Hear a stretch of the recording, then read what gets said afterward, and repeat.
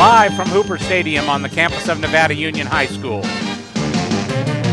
Touchdown Production, celebrating 16 years of local sports television, is proud to present Nevada Union Miner football. Tonight in the opening game of the SFL season, your Nevada Union Miners take on the Rocklin Thunder. It's the 2012 homecoming night here at Nevada Union, and all the action starts right here, right now. It's your NorCal Game of the Week.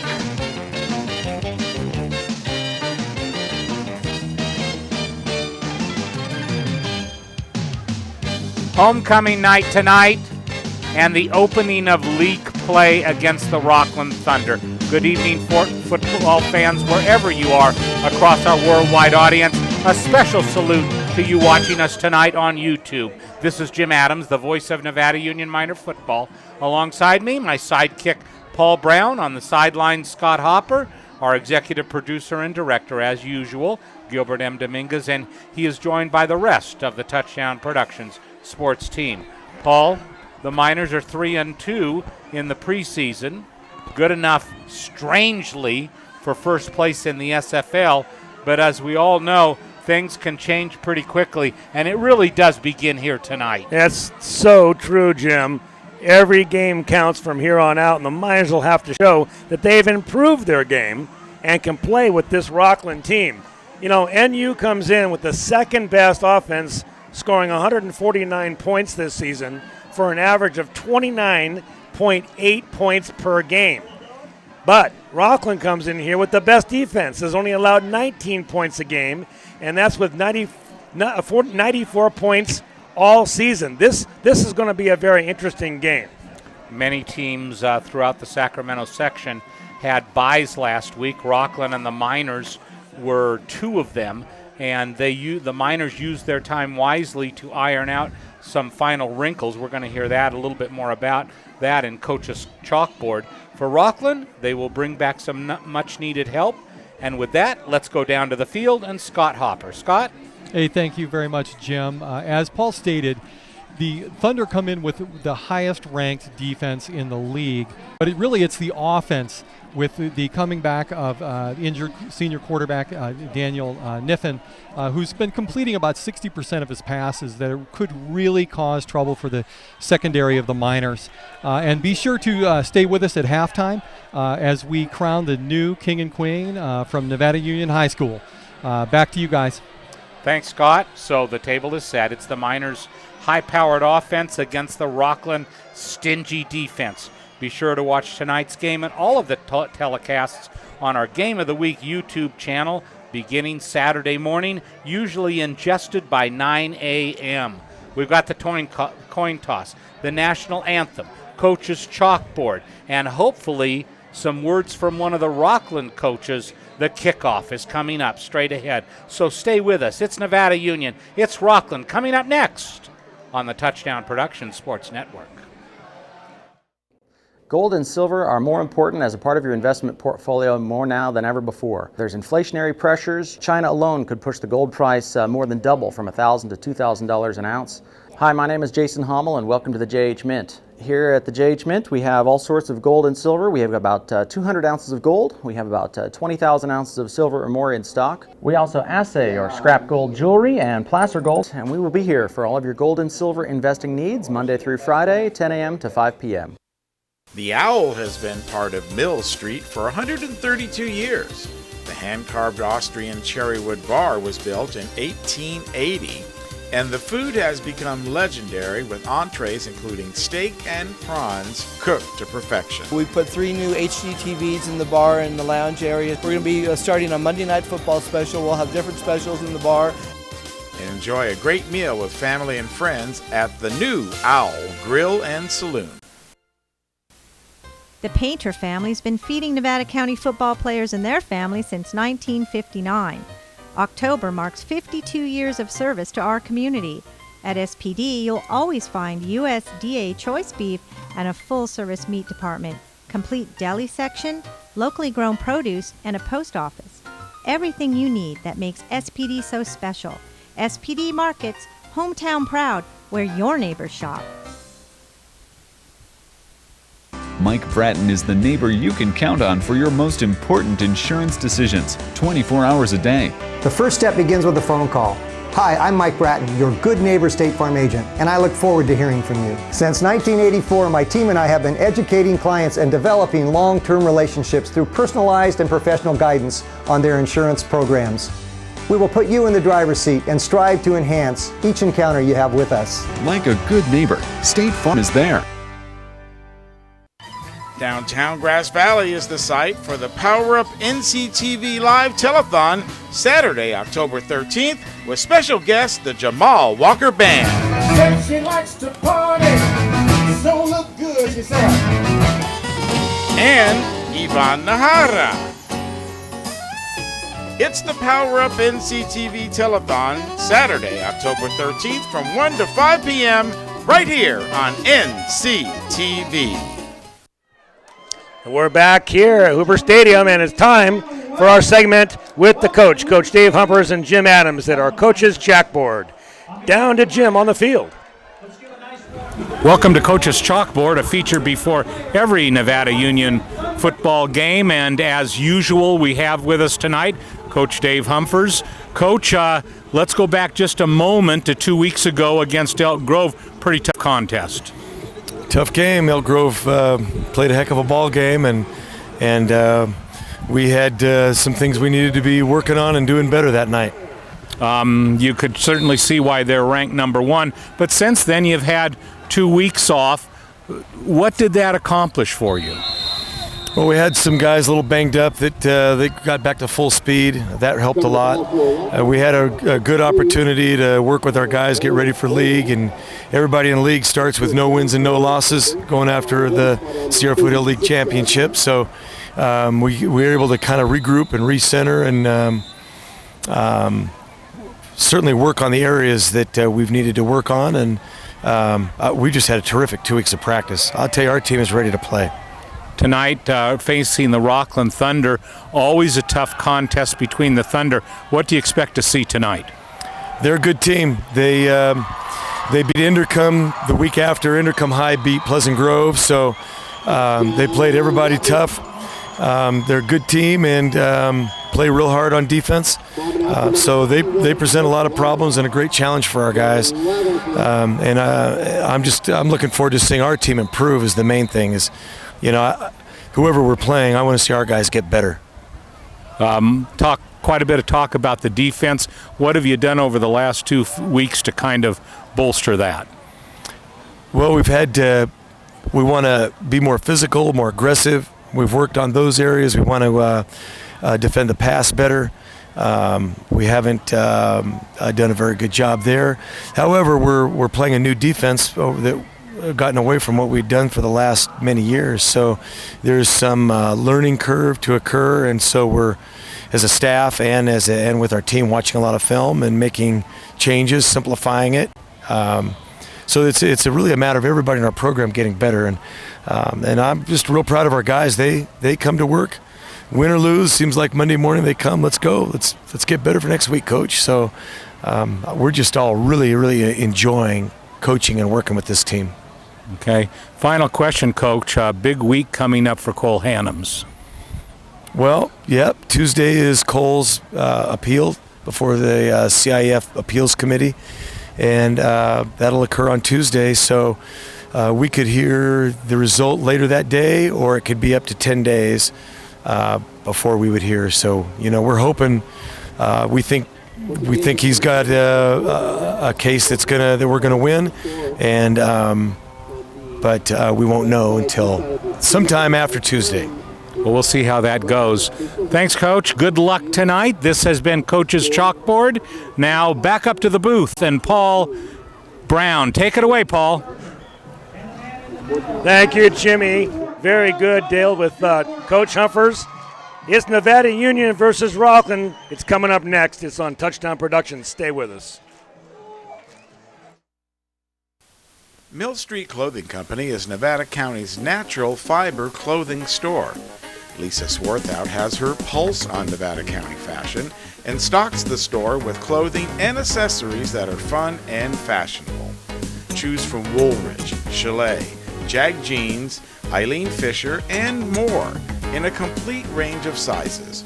Personal service, and the latest look, all at Mill Street Clothing Company. It's on Mill Street. B&C is your neighborhood home and garden center for both builders and consumers. They carry everything you need. In their garden center, you'll find a complete nursery along with expert advice on trees, shrubs, perennials, and garden enhancements. They're open 7:30 to 6 Monday through Saturday and 8 to 5 on Sunday. So start right, start here at B&C True Value Home and Garden Center in the Fowler Center, Grass Valley. Are you ready to buy or sell your home or property? Placer Title is your local title and escrow company located right here in the heart of Nevada County. We combine the stability of a national insurer with all the benefits of on-site title and escrow professionals. Being voted the best title company by the union readers for the past 7 years is a true testament to our local roots and unparalleled customer service. Stop by one of our 2 convenient locations and thank you for keeping your business local. 1, 2, 3, 4. The fun starts at Top This, your premier accessory outfitter for truck, RV, marine, and fishing. Top This is Grass Valley's only outfitter with access to millions of products and the knowledge to help you choose what's right for you. They're serious about outfitting your truck, boat, or RV. As for fishing, talk to Chuck.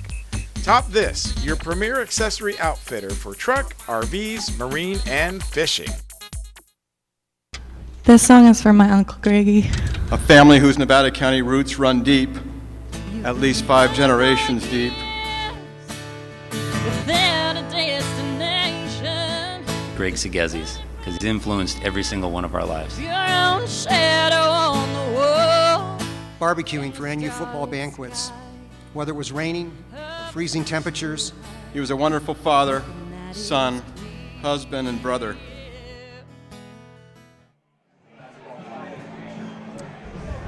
Back here live at Hooper Stadium, a little remembrance there of Greg Segezzi, somebody who indeed was around us a long time until he sadly departed. Well, let's take a look at the standings here. SFL football, Paul, take it away. Well, you can see we're starting league play now, Jim, and the Miners with their 3-2 record. They are on top of the league. Then we're followed by Wood Creek, Rocklin, and Granite Bay at 2-3, and then of course Del Oro and Roseville at 1-4. PVL, Bear River 5-0, Placer 5-0. We'll see that game next week right here on Touchdown Productions. Marty Mortensen and myself will be there at Placer to see that battle of the unbeaten. We'll try to give you some scores for tonight. They're followed by Center at 4-1, Colfax 3-2. There they are right in the middle of the mix, Lincoln and then Foothill. And you see the coin toss there at the center of the field. Gil, would you like us to take our break right now?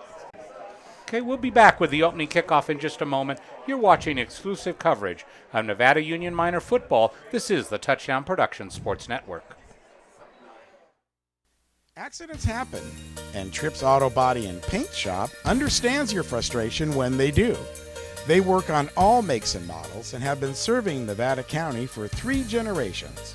Trips is a proud member of the AAA Repair Network, and their technicians are I-CAR Gold Class professionals. Trips works with all insurance companies and is a direct repair facility for AAA. Voted Nevada County's best, it's Trips Auto Body. Hi, my name's Mark from Swayze's Public Wholesale at 140 East McKnight Way. At Swayze's, we have all kinds of automotive tools. We have all kinds of fasteners, 3 different pitches of metrics. We have safety equipment. And don't forget our glove world. We carry over 600 styles of gloves. If your canopy was damaged this winter, we have all the parts and supplies to fix and repair it or expand it. It's Swayze's Public Wholesale. We have everything you need for everything you do. Open every day, 8 to 5 on the weekdays, open till 4 on the weekends.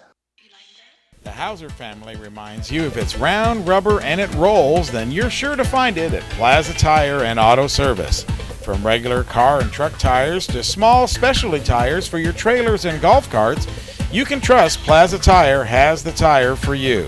They stake their reputations on it every day. Plaza Tire and Auto Service. Auto repair done on your schedule, not theirs. in Penn Valley, Nevada City, and in Colfax. Downtown Grass Valley is the site for the Power Up NCTV Live Telethon Saturday, October 13th, with special guest the Jamal Walker Band. Said she likes to party, so look good, she said. And Ivan Hara. It's the Power Up NCTV Telethon Saturday, October 13th from 1 to 5 p.m. right here on NCTV. Your 2012-2013 Ladies Nevada and gentlemen, Union our Miners national Choir. anthem, led by Rod Baggett.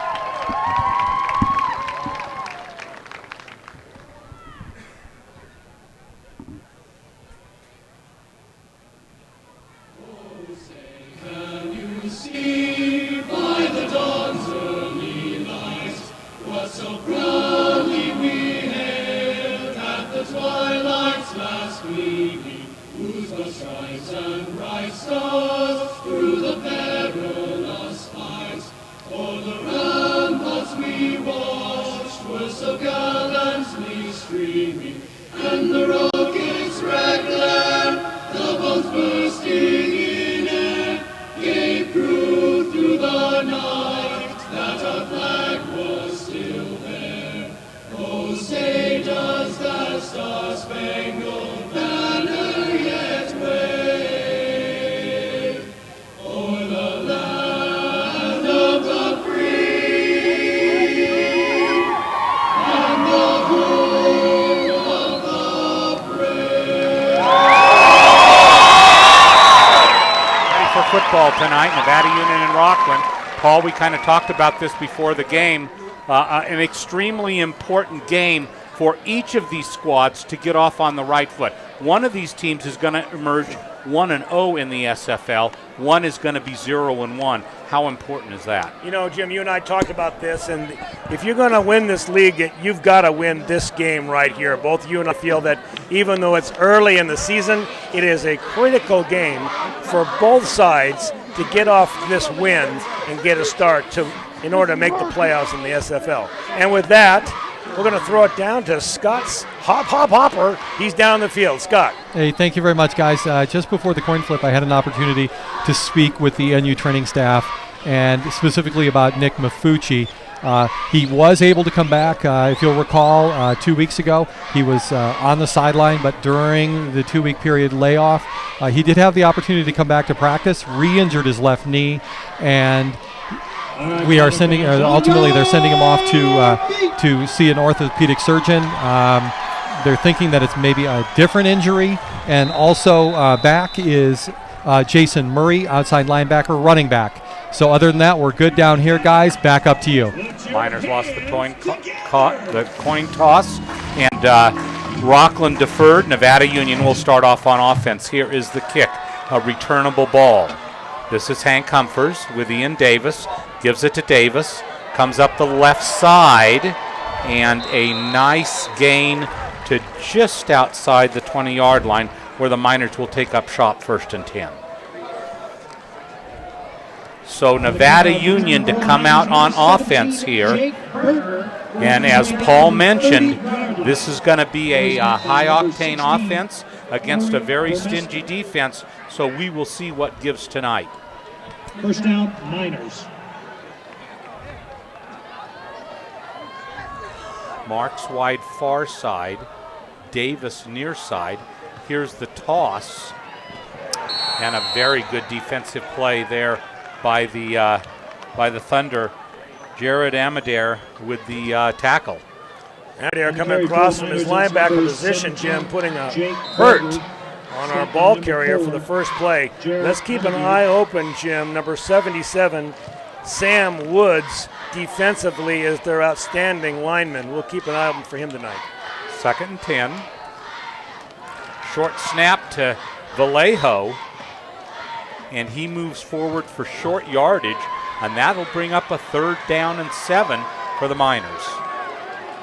On the carry for the Miners, about a 3-yard gain on the play, number 20. The bad news is we do not have an operating clock tonight. The good news is that they're keeping score in the booth right next to us, so Paul's going to help us out, and he will keep us up to date on the time throughout the game. But here is a big 3rd down and 7 for Nevada Union. Coda with a handoff, and the Miners well short of a first down. That will bring up 4th down and 3. And the Miners are 3 and out on their first possession. Interesting play call on 3rd down, wouldn't you say, Jim? Oh, highly unusual. I was very surprised. The defense was on their heels looking for a pass play and cut a hands off over the tackle. So there's the punt. No fair catch taken. Up the middle, nice yardage. Breaks into the secondary, and finally the Miners take a very good run by number 80, which is Dominic Giappioli. Giappioli, one of their outstanding receivers. When we talk about this team offensively, this is primarily an air team, Jim, and Giappioli is one of their wide receivers on the right. Well, and not a good start for the Miners in that 3 and out, and then they give up good return yardage on a punt. So the Thunder right where they want to be in Miners territory to start their first drive. Gonna air it out on 1st down. Throws long, out there, it's incomplete, and it looks like right from the start they're going to go after that Miners secondary and see if they can capitalize on the past weeks. I'm sure they have scouted the Miners, and they know there has been some weakness in their defensive backfield, Jim, and that time they decided to test it immediately. Here, the pass rush coming right up the middle. Watch, he does say hello to the quarterback, number 10, Logan Webb, and watch the ball as it comes down, overthrown. So 2nd and 10. Back to pass, short pass, and it's deflected and incomplete. And so that'll bring up a 3rd down and 10, and I would imagine we're going to see to start off the night 3 passes from Rocklin. So obviously you can tell, Paul, what they're focusing in on here. No question. Another big story here, Jim, that we haven't discussed is this is junior Logan Webb playing quarterback. The senior quarterback, Daniel Niffen, was slated to start after being injured for 2 weeks, but they're staying with the junior. So 3rd and 10. Back to pass, throws, and incomplete. So the Miners hold on the first possession, and not necessarily an impressive sequence by the Thunder. Well, just as I was talking about it, Jim, Daniel Niffen came in, the senior who has been down and was the starter for a number of weeks. He came in for that 3rd down play, and Jim, receiver went in and he threw out. So we'll see what the Miners can do here on this punt. Good rush. Kicks it to the sideline. It's going to bounce, go inside the 10, and die at the 2. So Kyle Coda has his work set out for him as the Miners take over at the 2-yard line, 1st and 10. And, Paul, this is not where they wanted to start. No, certainly not. I'm thinking, though, that Coach Humphreys is going to really try to establish the running game before he cuts Kyle Coda loose with the passing game. I think that's what he was thinking in the first offensive series. Let's see if he stays with that from the 1.5-yard line. Kyle Coda brings in the play. So here are the Miners on 1st down, 1st and 10. Handoff, and finally they get, this is Tanner Vallejo, they get some running room. He gets out to about the 7-yard line, where it will be 2nd and 6. On the stop, number 24, Ryan. Shuttling in the play, Jason Murray. And coming out is Jake Berger. Left to go, first quarter. So 2nd and 6.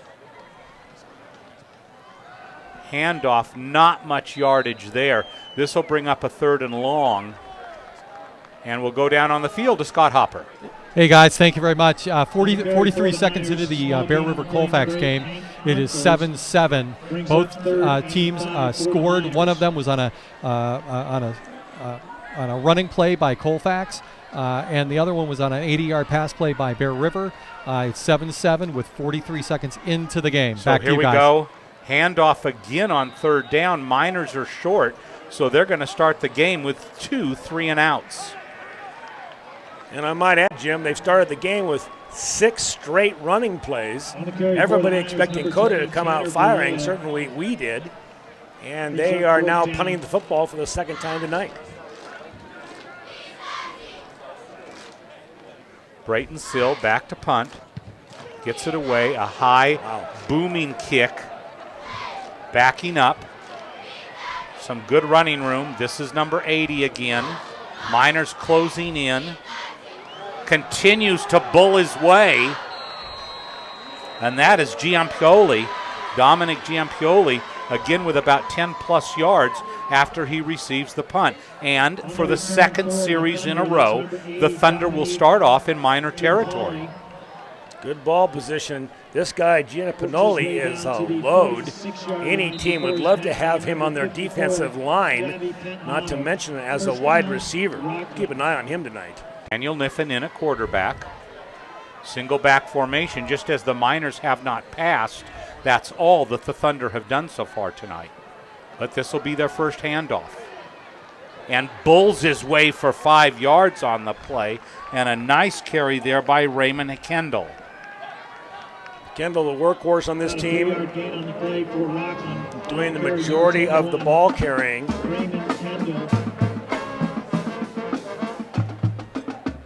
So that'll bring up a 2nd down and 6.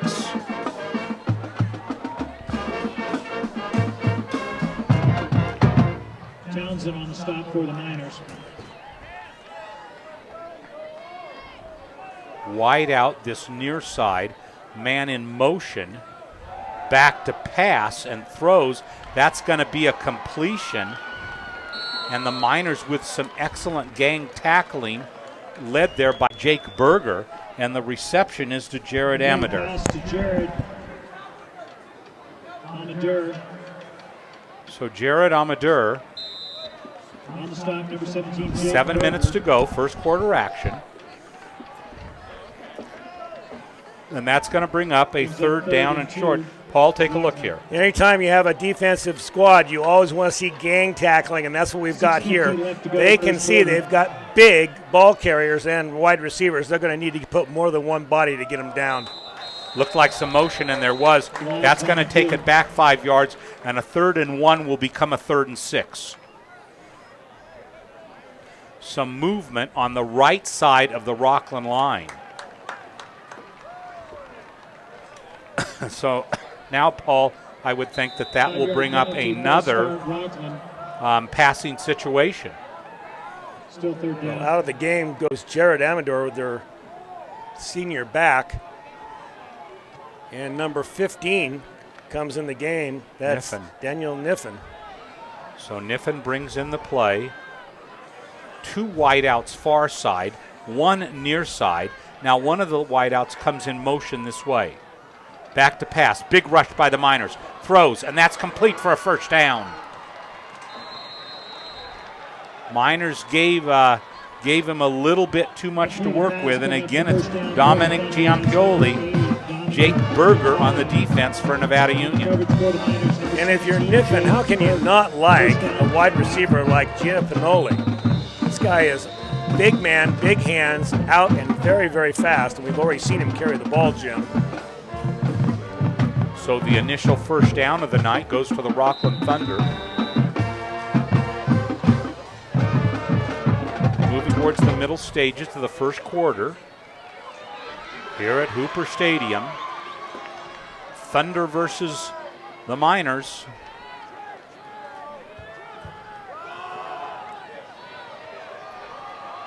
And there's the option. And Niffen runs, and now Niffen falls on the sidelines, but Niffen, everybody bit on the fake, and Niffen takes the ball down inside the the 10-yard line. Quarterback keeper picking up the first down for Rocklin. Everybody bit, Jim, I think including you and I. We were both watching. Well, I was watching Niffen, and I thought, how could no one be covering him on that run? First and 10, Rocklin. So now the Thunder is the first team in the red zone on the night. Niffen with a pitch. Miners trying to close in, but a nifty gain down to the 5-yard line, and that will bring up a 2nd and goal. Tanner Vallejo on the tackle. On the carry for Rocklin, number 21, Raymond Kendall. Stopped by the Miners, number 20, Tanner Vallejo. Let's go!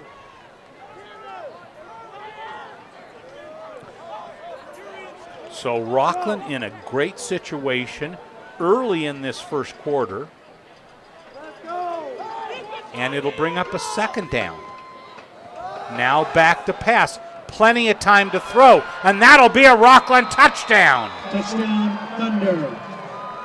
Jared Amadare On the reception with the again, catch. That's number 4, Jared Amader. Pretty simple play on the outside, Jim.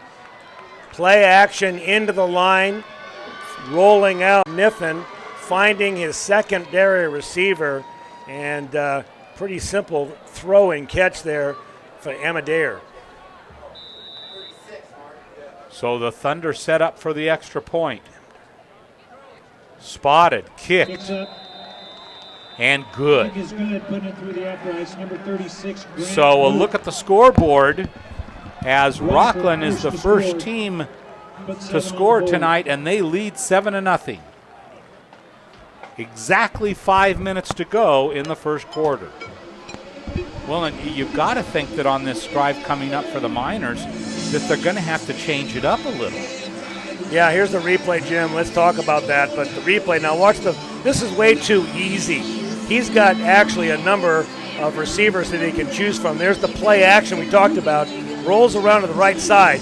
And there from that angle, he can go long or he can go to the short man. The more efficient passing lane is obviously to the short man. And in the end zone for the first blood tonight goes Jared Amadare. And not read well by the Miners. If you took a look, they played the run almost all the way. There was no rush on Niffen, and it was easy for him to find Amadare and complete the pass play for a touchdown. Yeah, way too easy. Ian Davis deep. And there it is. This will be Davis. Coming straight up the field, straight up the middle, working his way to the 25-yard line.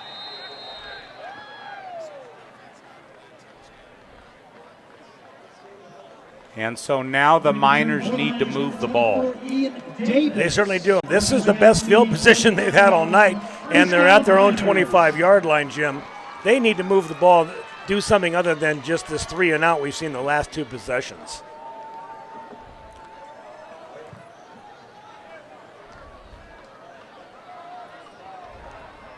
So 1st and 10, Miners off of the ball, and now there is a huddle by the officials.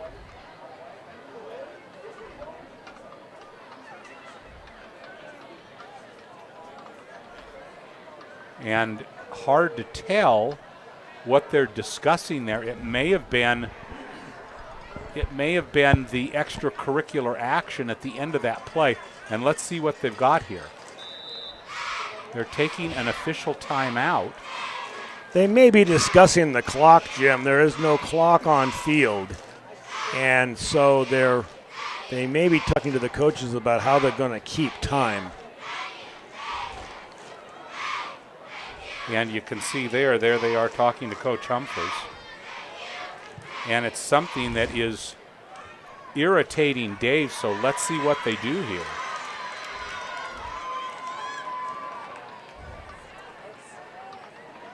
And now he's going over and is going to talk to both sides of the field and over discussing it with the Rocklin coaches. The Rocklin coach, this is just a guess, but the Rocklin coach may feel like he's hamstringed from the standpoint that he doesn't have any access to the working clock, where he feels that Dave Humphers may have some idea about what kind of time is left. So here come the Miners, 1st and 10. Coda in the shotgun. And it's a blitz. Coda sheds one tackler, but can't the other, as Abercrombie came in and started it off, and then Morgan finished it off. So Nick Morgan capitalizes on that one for a 5-yard loss. Boy, Jim, watch how quickly this Thunder team gets off the ball on the replay. Watch this, and you'll see all these white jerseys. We've got penetration in. That's number 2, Abercrombie, missing Coda, and then Morgan right there, and what a good, solid tackle, getting those arms around to bring him down. Back to passes Coda. He throws. It's complete. Not much yardage, though, on the play. Hank Humphers. And that'll bring up a 3rd down and 13. Miners here, with less than 4 minutes to go in the first quarter, have yet to gain a 1st down. So here is 3rd down. Back to pass. Has plenty of time. Throws, completion. Davis makes a great catch. Takes a hard hit, but hangs on, and the Miners have their first down of the evening. Another great catch by Ian Davis. And Ian knew he was going to take a pop when he caught that football. He had to go up, exposing his ribs. Caught that football, knew where the marker was, Jim, because he got the 13 yards by not more than a couple of feet. So 1st and 10. Again, here comes the rush. And now Coda's going to run, and he has some room to run, and he heads upfield and goes out of bounds at the 46-yard line of Rocklin. Kyle Coda showing he can do it with his legs as well as his arms. We haven't seen a lot of that this year, Jim, but he certainly found the lane that time. You bring those linebackers like that, it's going to leave lanes for your quarterback if you can get away. Blake Abercrombie on several of the passes has been in the backfield pretty quickly. So another 1st down. Man in motion is Humphers. He takes the ball, trying to find somewhere to go, and picks up 2 yards on the play. Got a 2-yard gain on the play, number 8, Hank Humphers. That was number 77, Sam Woods, making the tackle. Here, let's watch that great scramble by Kyle Coda, Jim, and you can see him looking downfield, finding nothing. He's going to pull that ball down, and now when you bring your linebackers, it's going to leave the outside wide open, and he does a good job at getting out of bounds for a significant Miner gain. So 2nd and 8. Fakes the handoff, and now Coda tries to go again, and he is punished on the play. Gets a short gain. But it's number 4, Jared Amadare. So number 4 meets number 4. And another 3rd down and long for Nevada Union. Left to go, first quarter. Gareth Noxon in the game, number 2, will play wide receiver. 2 minutes to go, first quarter. Back to pass. Throws over the middle. It's Ian Davis again, but Ian drops the ball. Well, he's going to catch that 9 times out of 10. You can see he is not happy about it. He had open field, and he was thinking about the run before he caught that ball. So Davis with a rare drop, and that sends Brayton Sill back into punt formation. And there it is. And Miners need to keep it in the field of play, and they do. The ball will be at the 2-yard line. Nice job by the Miners. With 1 minute 30 seconds left in the first quarter. 2-yard line. That was number 20. Tanner Vallejo.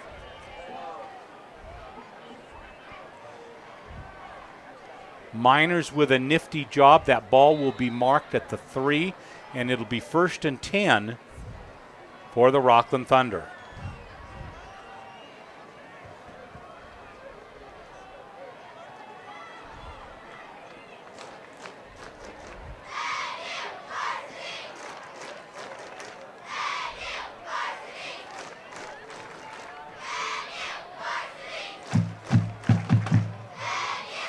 And here comes Niffen again, and the Miners get him in the end zone.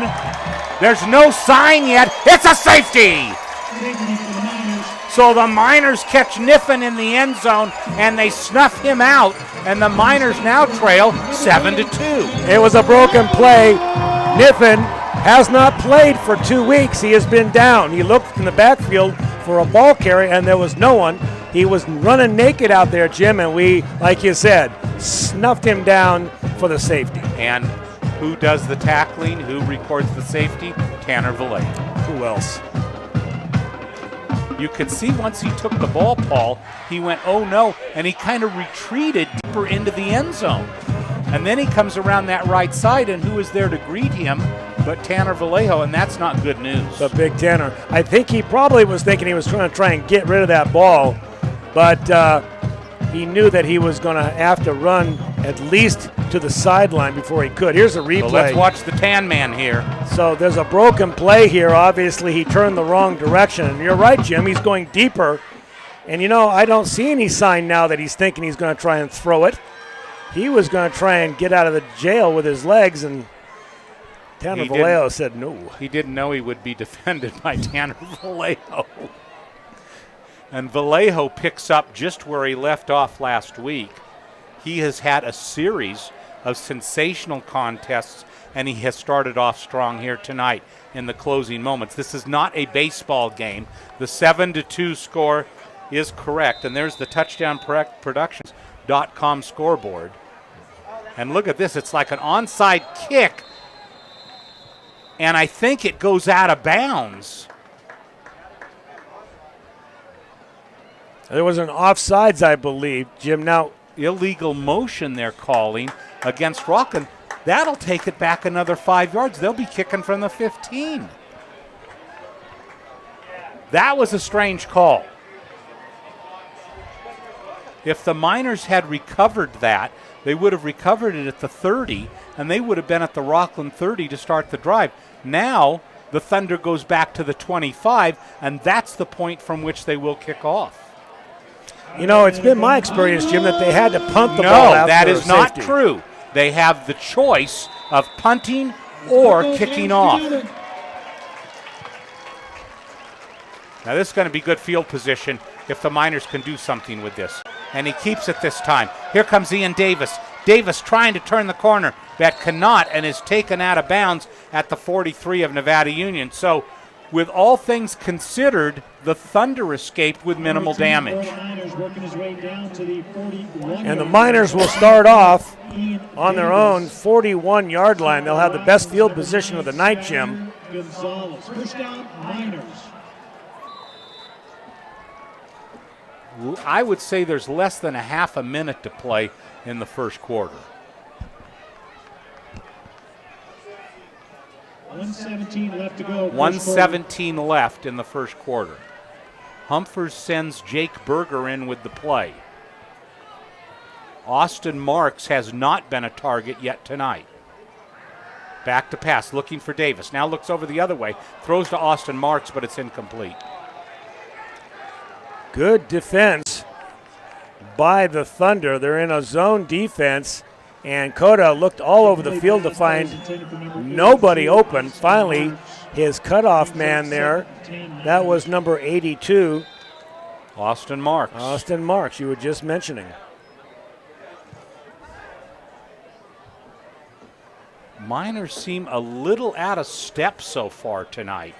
And it may be that this Rocklin defense is so stingy that they're just having problems with it. Again, Davis here near side, but now, and here is the handoff to Friel. Friel hardly gets anything. Excuse me, Jason Murray. Jason Murray on the carry. He gets a yard, and it's going to be 3rd down and 9. And, Paul, the Miners are just having a heck of a time moving this ball tonight. They're just not able to find a receiver open, and that time, as Murray tried to turn the corner, there are as many white jerseys out there as there were blockers. So a big 3rd down play. Miners get good field position. Let's see if they can do something with it. Coda throws, into terrible coverage. 3 men on Jake Berger. Boy, Jimmy, he tried to thread the needle that time. He's lucky he didn't get it intercepted. And Berger paid the price. He was the bologna in the bologna sandwich. Just got smashed. 32 seconds left to go, first quarter. 32 seconds remaining in the first quarter. Miners have only had one drive in which they have produced first downs. And that's off the side of his foot. And there's a fumble, and the Miners have it. Rumbling, stumbling, bumbling, moving down the field, out on the 10. T.J. Hart grabs that ball and takes it to, well, I guess it's a muff, so they'll take it back to the spot of where the muff was. But if you can't get it done conventionally, T.J. Hart gets it done by defensive alertness. Here's a replay. Now watch this. This is just a bad fielding choice. And Hart picks it up, unable to advance the ball. The Miners had the best field position of the night. And T.J. Hart, the son of Joe Hart, who is one of the assistant coaches for JV, the son of Nella Hart, who for many years was involved at Nevada Union, the brother of Tracy Hart, who played for Nevada Union softball. My Great heart family. goes out to him. Incredible family. Back to pass. Now Coda needs to do something with it, but he's going to be sacked. So the Miners just can't get it in gear. A big turnover here with a great opportunity.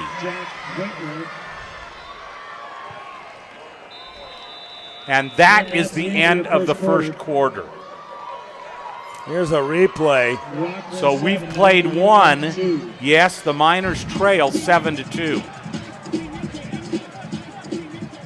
Paul, was that Nevada Union's least impressive offensive quarter of the year? I would have to say so, Jim, and they're lucky to only be in it behind by 5 points. Here's a replay of that last play, Jimmy. Let's take a look. And you can see, now watch the defensive line penetrating. He's got pressure in the backfield and no place to go, and this has been happening all night. That offensive line needs to plug a few holes, or Coda is in for a long, long night. Jack Whitwer in there for the tackle. And the Miners need to regroup after a challenging first quarter. Be sure and join us next week.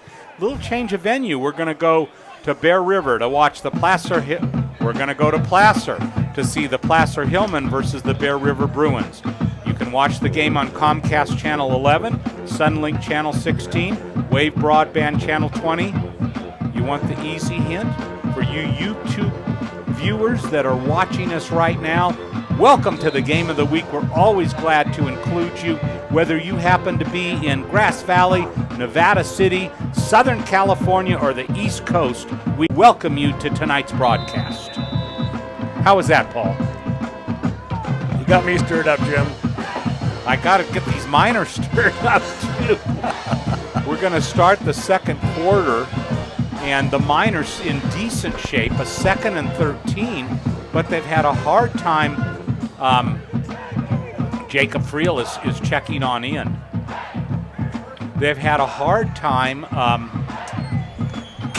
finding open receivers, completing passes, and moving the ball. Coda's back. Now he's going to run.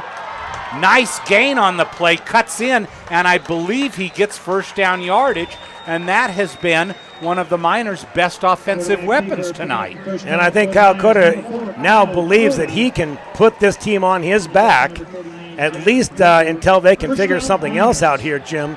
But that was a wide open field, and he knew it. Well, and the pass rush has been vicious by the Thunder tonight.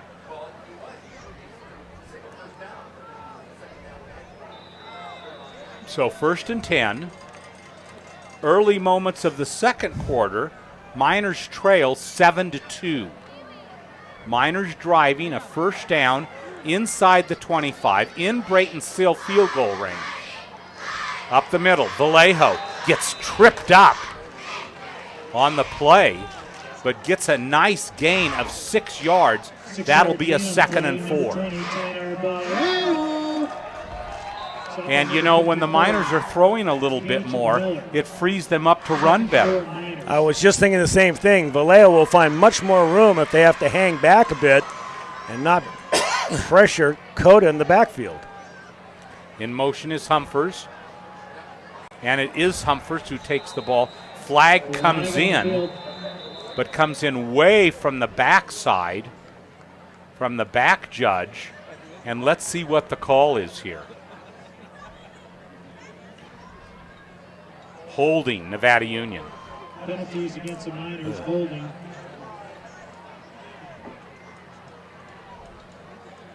And I thought, Paul, that we had a choice of 2 fouls there. Either it was going to be a face mask or holding, and it turns out to be holding, so the Miners are penalized.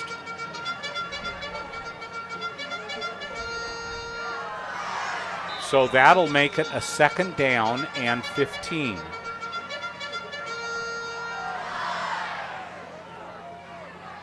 Cota back, big rush. He's going to have to run it again. And now he throws it to Davis, and it's intercepted. No flags on the play. And that one is intercepted by Ryan Dujarian. Dujarian was the beneficiary of a very poor judgment on Kyle Cota's part that time, Jim. Kyle wanted to get something done there, jumped in the air, threw a lazy jump pass into coverage, and it was anybody's ball. That time Ryan came down with it. And let's face it, Rocklin's coverage has been excellent tonight. Excellent. So 1st and 10 on the turnover for the Thunder. That is Cota's 2nd interception of the year. Here's a replay of the interception, Jimmy, and let's watch. There you see Kyle jumping in the air, which is an absolute no-no as a quarterback. And any one of those 2 defenders could have come down with that ball. Ryan Dujarian there, number 24. So on the incompletion on the first play of the series, 2nd and 10, Niffen back in the shotgun. Miners are off sides, and that will make it a 2nd and 5. So penalties continue to plague the Miners as they have all season long, both now on defense as we saw earlier on offense.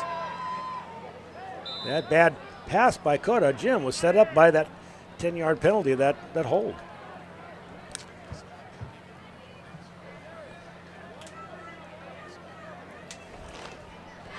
So a 2nd and 5 now for the Thunder. They're leading 7-2, about 10 minutes to play in the second quarter.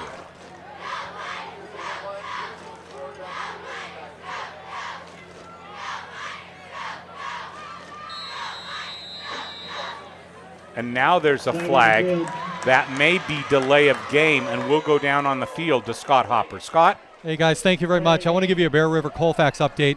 Bear River is in the lead 21-7 on 2 consecutive touchdowns by the defense. Back upstairs to you guys. Wow. Defensive struggles all over the place tonight.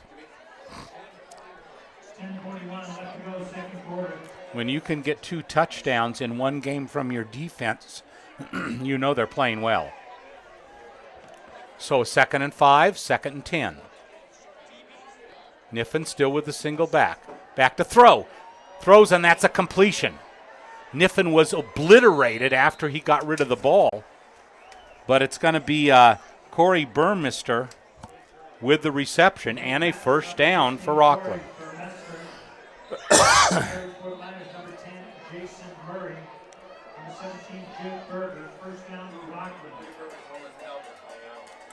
Had Niffen held that ball one more second, he would have been buried. So a 1st and 10 at their own 27. Niffen handoff, left side. Good yardage and a nice gain. Takes the ball to the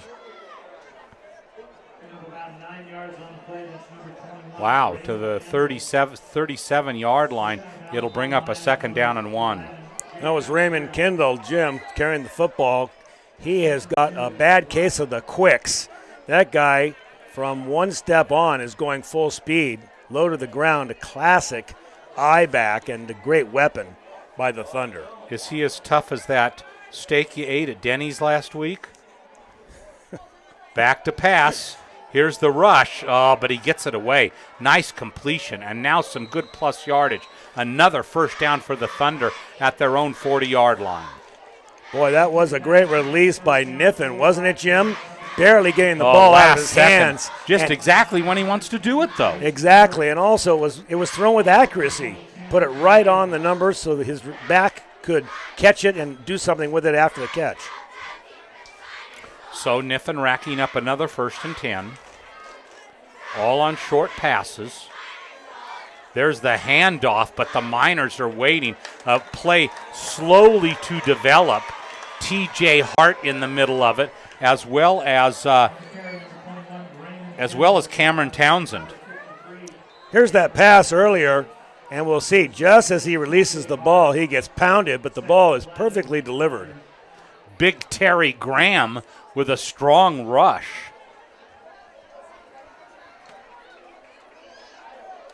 And so that makes it a 2nd and 11. And now there's flags. And this is either going to be offsides against. No, it's motion against the Thunder. So that'll be a 2nd and 15. 2nd and 16 with 9 minutes to go before halftime. Stay with us at halftime. We'll have Homecoming 2012 here at Nevada Union High School, and we will be there for all of the festivities.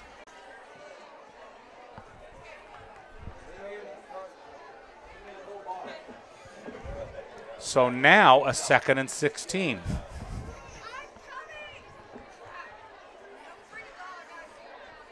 And that ball's fumbled, and now he goes down. So that's now going to be another big loss on the play, and that's going to be a 3rd down and 22. So 3rd and 22 on that botched snap. Here's a replay of that. He doesn't try to go anywhere, Jim. He just picks his ball up and says, "I give," and just takes the loss. So this is an opportunity if the Miners can hold here to get some field position. 3rd and long. And the Miners really need to hold in this situation.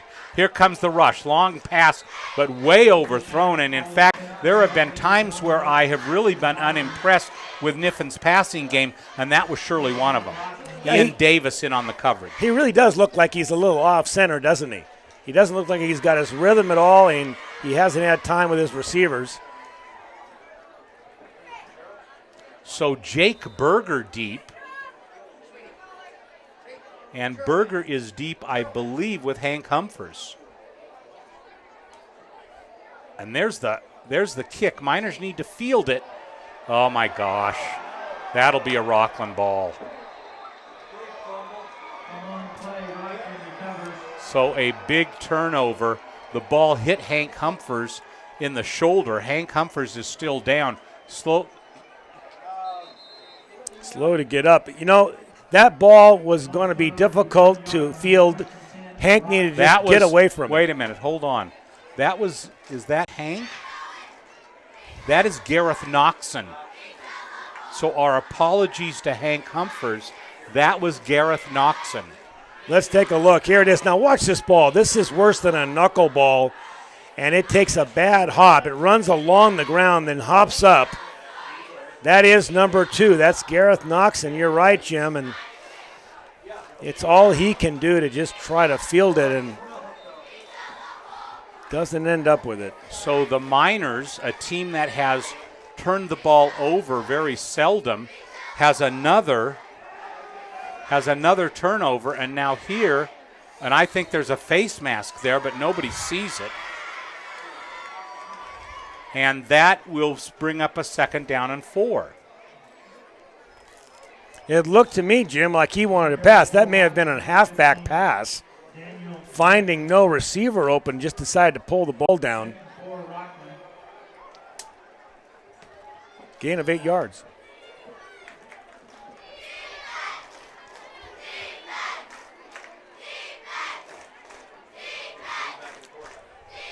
Niffen back, throws, complete 1st down yardage. Reception is to number 50. No. That ball went to Niffen. And so I think that they now have Corey Burmester in the game at quarterback. Let's see. No, it's Logan Webb. So Webb now shuttling in. And it's another 1st and 10. There's the handoff. Hits the Miners, keeps going. Nice gain on the play. In fact, another big game on the play with the ball carrier Raymond Kendall. 5-yard gain on the play for the Thunder. Number 21, Raymond Kendall. 6:39 left in the half. Miners desperately need to hold here, Jim. 2nd and 5.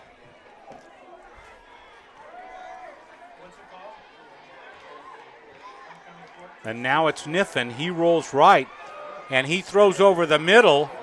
Touchdown, Rocklin.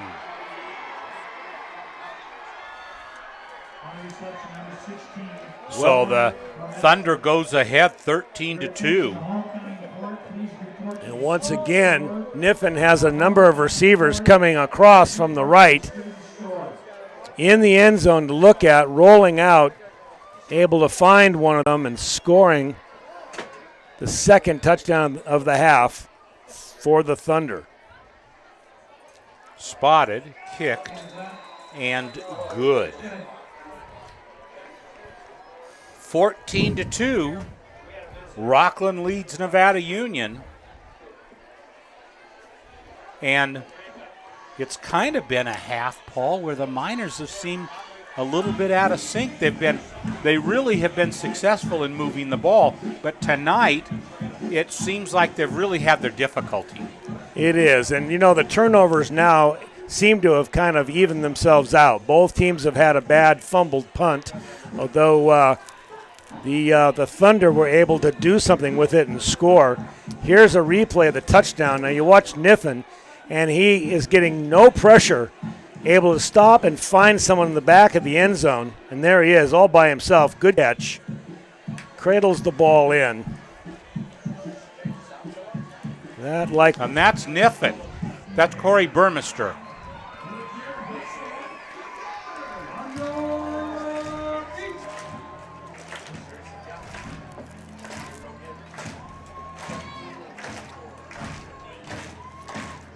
Jake Berger and Ian Davis deep. This will be Davis. He'll come straight at him. Davis comes up the middle and gets to the 28-yard line where the Miners will take up shot. 6 minutes left in the half. Critical possession now for the Miners. They've got to get something on the board here, Jim, before they go in at halftime, only with 2 points.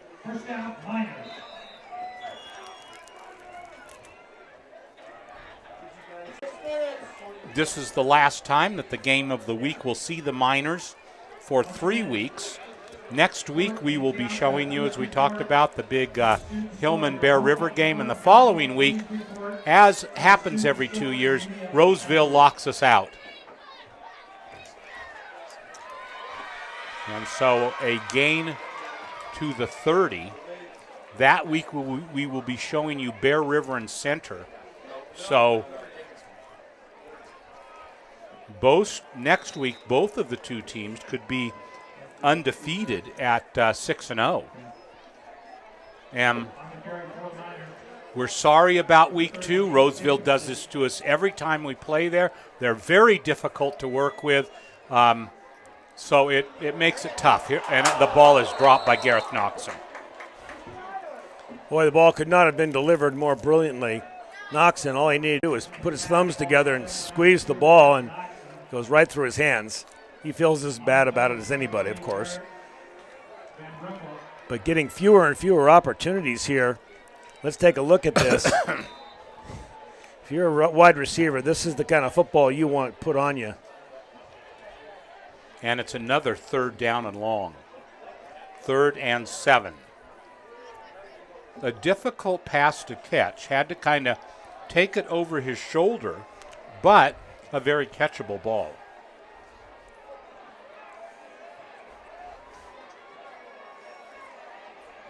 Back he goes, and another incompletion. That one was for Nate Dickinson. And so the Miners having a hard time getting all of the gears in place. There's a penalty flag on the field. It's in an area where you might call holding on Nevada Union. If it is, I'm sure that Rocklin would decline the penalty and the Miners would be forced to punt.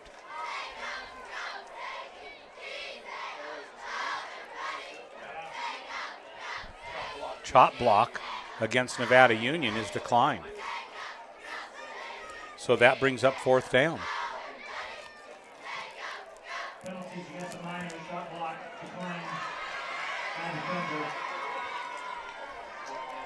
So Sill will be called upon to punt again. I can't remember a half this season where Sill has been more occupied. A beautiful kick takes him back to the 22-yard line, and the Miners take him down at the 32. T.J. Hart with the tackle.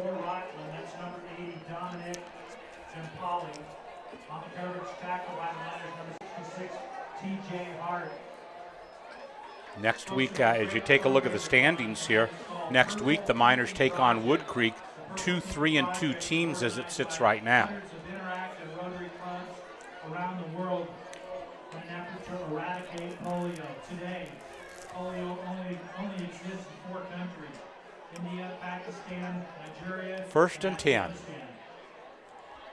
Throws the screen over on this side and gets a healthy gain to the 38-yard line. It's Clay Burmester again. Gets you in the swing pass. Burmester slow at getting up.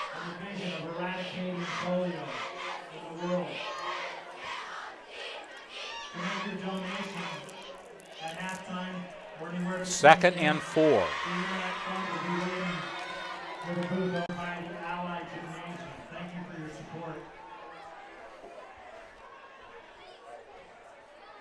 Handoff. And they pretty much stuff him at the line of scrimmage. Ball carried on the play by Raymond Kendall. Noxon in on the tackle along with Miguel Espinoza. 4:07 left.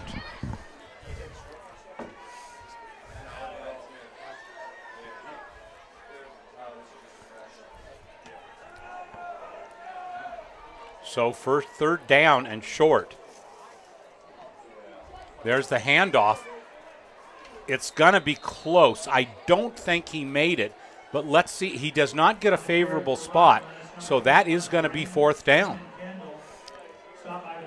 And immediately the Miners take a timeout. No, they're giving him a first down. Wow. The yard marker was at the 43. The ball is at the 42.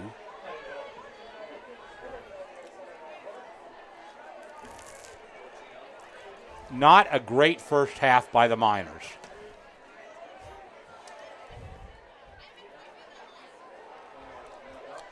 And there is,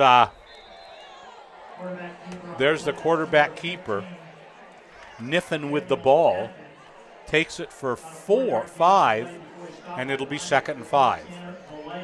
Interesting play by Niffen that time. It looked like a called play. Now he takes himself out of the game. He's over on the sideline. He has been hurt. And it looks like he is ailing again, talking to the coaching staff. We'll see if he comes back. He's taking a knee. 2nd and 5.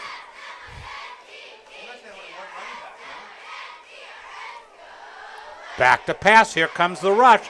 Gets away. Throws long, and he's out there. Incomplete.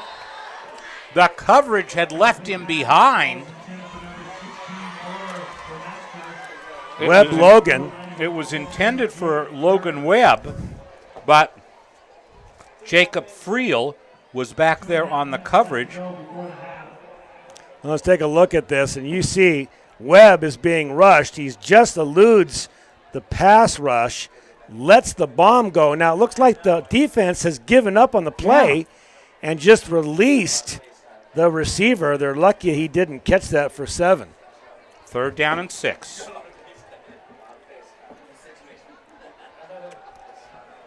And throws for a nice completion. That'll be 1st down yardage. And it's Dominic Giampioli. Picking up the first down for the Thunder. On the coverage and tackle for the Miners, number 17, Jake Berger.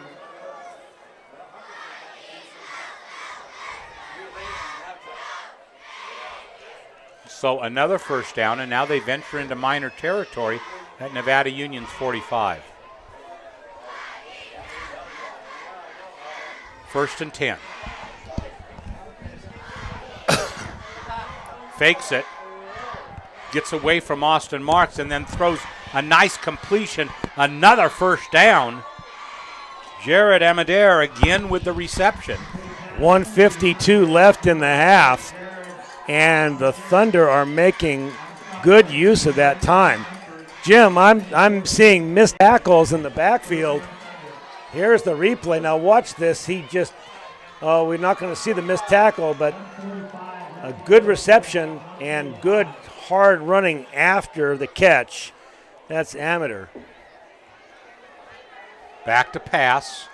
Throws over here. Another completion. Not 1st down yardage, but it'll bring up a 2nd down and 1. The Thunder. And the Thunder takes a timeout. They are opting to leave in Logan Webb at their junior quarterback, who has been playing the last few weeks. And we want to tell you about a great event coming up. Next Saturday, 1 to 5, Grass Valley City Hall on Comcast Channel 11, Suddenlink Channel 16, and also on NevadaCountyTV.org. A Friends of NCTV fundraiser with guests Ivan Nahara, Jamal Walker Ben, Riho Moho, Claude Headgate, the OK Corral, Gianni Rome, the Red Bud Ramblers, and special guest Madonna. It's Power Up NCTV.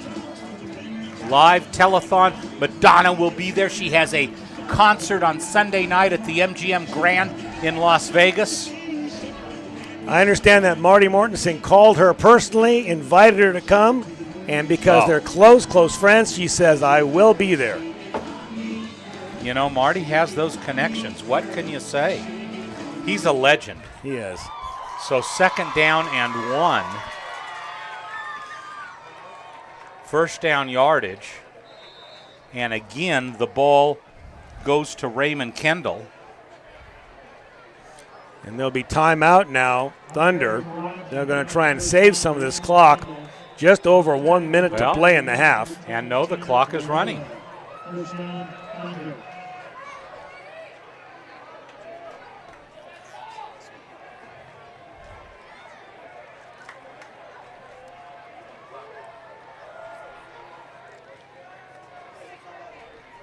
First and 10. Back to pass. This time the rush gets to him, and it's Hank Humphers in the backfield there, joined by Miguel Espinoza. And on the rushed pass, it's incomplete, 2nd and 10.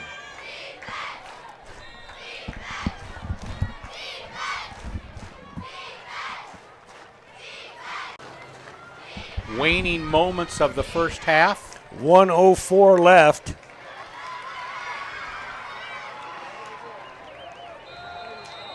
And now timeout is being called, and it's being taken by the Thunder.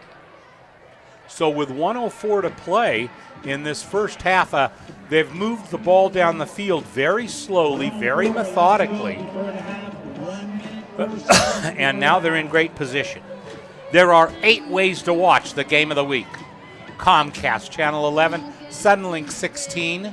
There's the times of the broadcasts. You can always go to www.nevadacountytv.org.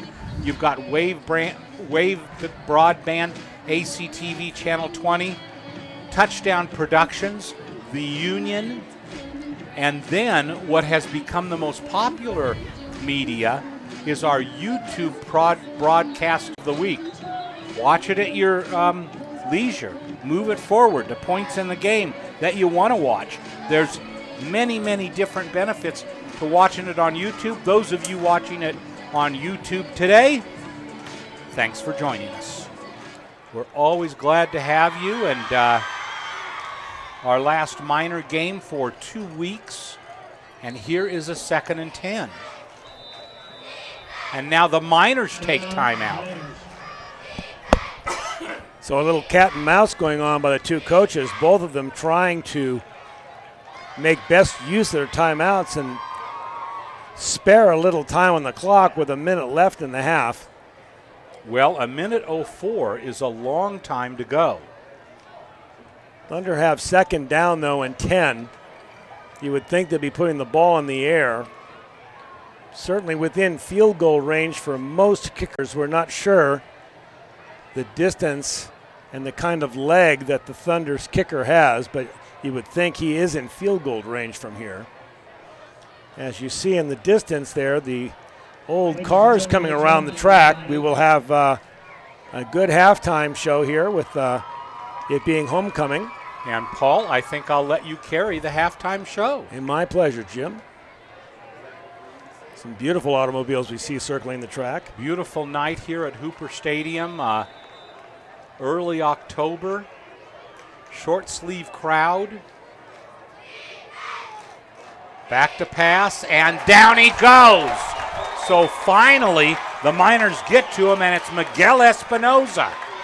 Espinoza improving week by week, was challenged by the coaches this week to replicate in the game what he had done in practice, and Espinoza records the first sack of the night for the Miners. Well, watch Espinoza. He goes through virtually untouched. He just needs to put his arms and wrap him up. But last year, Jim, as a junior, we watched this guy right here, Espinoza, have some fantastic defensive games. We've been waiting for the breakout game. This would be a good night for it. Cam Townsend in the backfield with him. Cameron Townsend, a star on the offensive line for Nevada Union, and there makes a little bit of his mark on defense.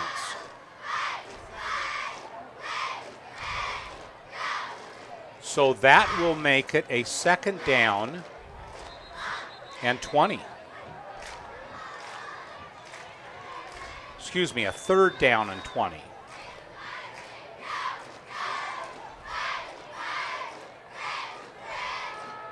So very important for the Miners to hold on this 3rd down play.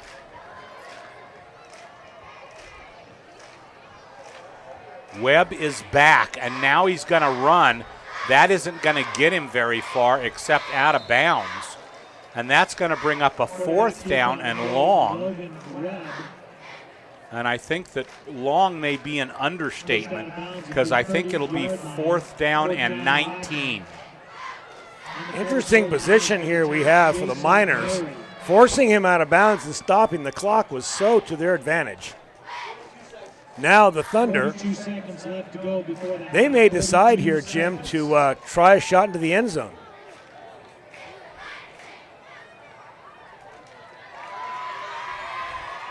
Well, and Webb comes into the game with the call. 2 wideouts far side, 1 here near side. And now the Miners take timeout. This confuses me. I'm not sure why they burned a timeout here, Jim.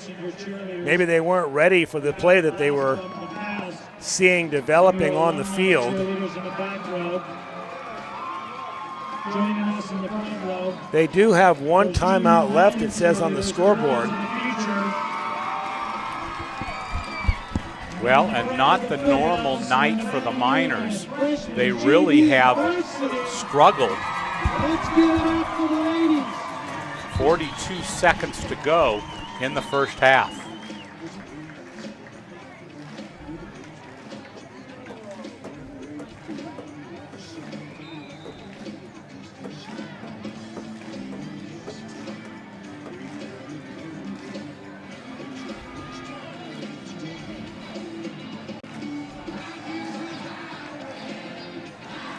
So we'll see what Webb comes up with here. Miners faking a blitz. Thrown over the middle, wide open, and a 1st down! Unbelievable! Corey Burmester again.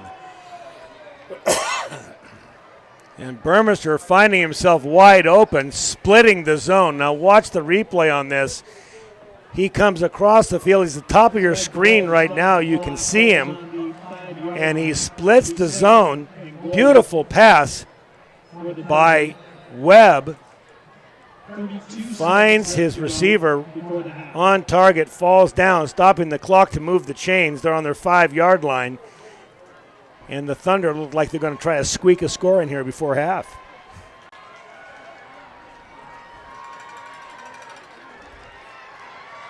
And back to pass over the middle. Touchdown Thunder! So the Thunder capitalize on a long drive and just before half make it 20-2 pending the conversion.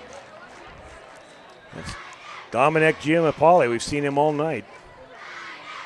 Seems to have his way with that defensive backfield.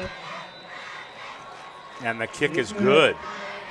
So the Miners failing to hold on a 4th and 19 results in a touchdown for the Thunder. Very late in the first half. 21 seconds to go in the first half.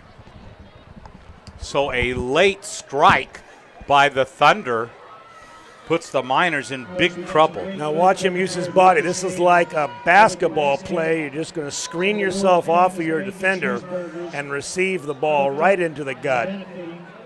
When you have a wide receiver as big as Dominic Giamapoli, he can get away with things like this. Look at the size of him. He is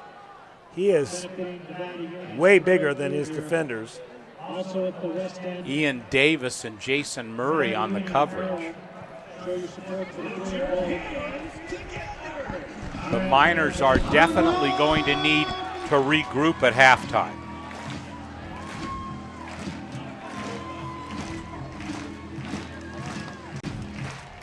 There's a squib kick.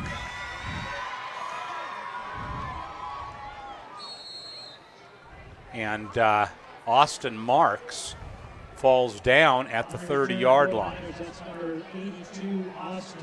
Waning moments of the first half. Miners trailing 21-2. They will kick off to start the second half. 23 seconds left to go before the half. Here comes Coda into the game.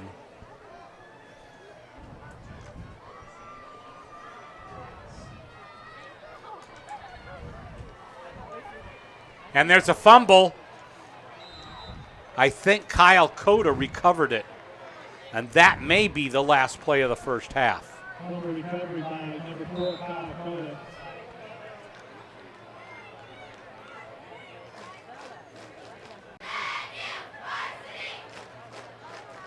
And so the Miners walking off the field, and that is the end of the first half.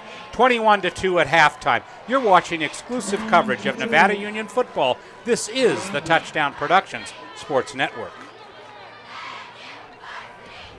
Gold and silver are more important as a part of your investment portfolio more now than ever before. There's inflationary pressures. China alone could push the gold price more than double from $1,000 to $2,000 an ounce. Hi, my name is Jason Hommel and welcome to the JH Mint. Here at the JH Mint we have all sorts of gold and silver. We have about 200 ounces of gold. We have about 20,000 ounces of silver or more in stock. We also assay or scrap gold jewelry and placer gold, and we will be here for all of your gold and silver investing needs Monday through Friday, 10 a.m. to 5 p.m. The Owl has been part of Mill Street for 132 years. The hand-carved Austrian cherrywood bar was built in 1880, and the food has become legendary with entrees including steak and prawns cooked to perfection. We put 3 new HD TVs in the bar and the lounge area. We're going to be starting a Monday Night Football special. We'll have different specials in the bar. And enjoy a great meal with family and friends at the new Owl Grill and Saloon. The Painter family's been feeding Nevada County football players and their families since 1959. October marks 52 years of service to our community. At SPD, you'll always find USDA choice beef and a full-service meat department, complete deli section, locally grown produce, and a post office. Everything you need that makes SPD so special. SPD Markets, hometown proud, where your neighbors shop.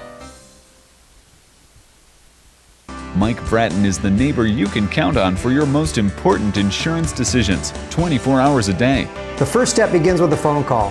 Hi, I'm Mike Bratton, your good neighbor State Farm agent, and I look forward to hearing from you. Since 1984, my team and I have been educating clients and developing long-term relationships through personalized and professional guidance on their insurance programs. We will put you in the driver's seat and strive to enhance each encounter you have with us. Like a good neighbor, State Farm is there. Downtown Grass Valley is the site for the Power Up NCTV Live Telethon, Saturday, October 13th, with special guest, the Jamal Walker Band. Said she likes to party, you don't look good yourself. And Ivan Nahara. It's the Power Up NCTV Telethon, Saturday, October 13th from 1 to 5 p.m. right here on NCTV. And we're back here. Nevada Union versus Rocklin. Halftime score. Rocklin 21, Nevada Union 2. First half scoring went very simply. The Rocklin Thunder scoring their first 7 points in the first quarter. Nevada Union coming back with a safety, catching them in with a broken play in the backfield. And then the Thunder scoring 2 more times in the second quarter to make the score 21-2. This is Paul Brown. Jim Adams taking a quick break here, and it is homecoming here at Nevada Union. We'll be right back to show you a bit of that as we'll be coming back. This is Touchdown Productions Sports Network. Mill Street Clothing Company is Nevada County's natural fiber clothing store. Lisa Swarthout has her pulse on Nevada County fashion and stocks the store with clothing and accessories that are fun and fashionable. Choose from Woolrich, Chalet, Jag Jeans, Eileen Fisher, and more in a complete range of sizes. Personal service and the latest look, all at Mill Street Clothing Company. It's on Mill Street. B&C is your neighborhood home and garden center for both builders and consumers. They carry everything you need. In their garden center, you'll find a complete nursery along with expert advice on trees, shrubs, perennials, and garden enhancements. They're open 7:30 to 6 Monday through Saturday and 8 to 5 on Sunday. So start right, start here at B&C True Value Home and Garden Center in the Fowler Center, Grass Valley. Are you ready to buy or sell your home or property? Placer Title is your local title and escrow company located right here in the heart of Nevada County. We combine the stability of a national insurer with all the benefits of on-site title and escrow professionals. Being voted the best title company by the union readers for the past 7 years is a true testament to our local roots and unparalleled customer service. Stop by one of our 2 convenient locations and thank you for keeping your business local. 1, 2, 3, 4. The fun starts at Top This, your premier accessory outfitter for truck, RV, marine, and fishing. Top This is Grass Valley's only outfitter with access to millions of products and the knowledge to help you choose what's right for you. They're serious about outfitting your truck, boat, or RV. As for fishing, talk to Chuck. Top This, your premier accessory outfitter for truck, RVs, marine, and fishing. This song is for my Uncle Greggy. A family whose Nevada County roots run deep, at least 5 generations deep. Without a destination, Greg Segesis, because he's influenced every single one of our lives. your own shadow on the wall. Barbecuing for NU football banquets, whether it was raining or freezing temperatures. He was a wonderful father, son, husband, and brother. Back here live as the festivities Your ASB president. quite got underway yet. Let's talk a little bit for a moment, Paul, about that first half. First off, we'd like to welcome Miners you to had a your tough go. 2012 Fall Yes, they did, and Homecoming game. I'm sure Coach Humphers is having words with them and in the locker room. Now approaching us is the NU band. We'd like So to we'll go to the thank halftime them celebration. tonight, as well as their And there is director, Megan Hank Johnson. Carter. Please give it up for the NU band.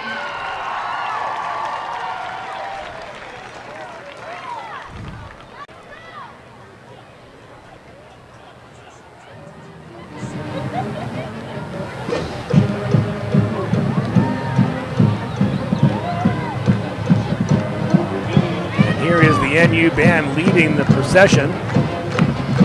Behind them, vintage automobiles driven by parents of the locals here at Nevada City.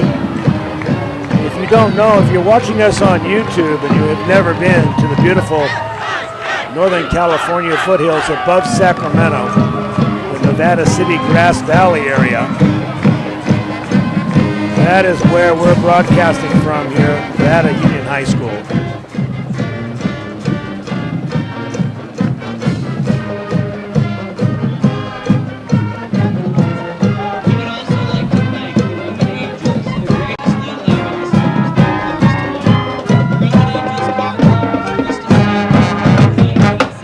You see them, big crowd tonight. Many of the parents coming to see the homecoming festivities.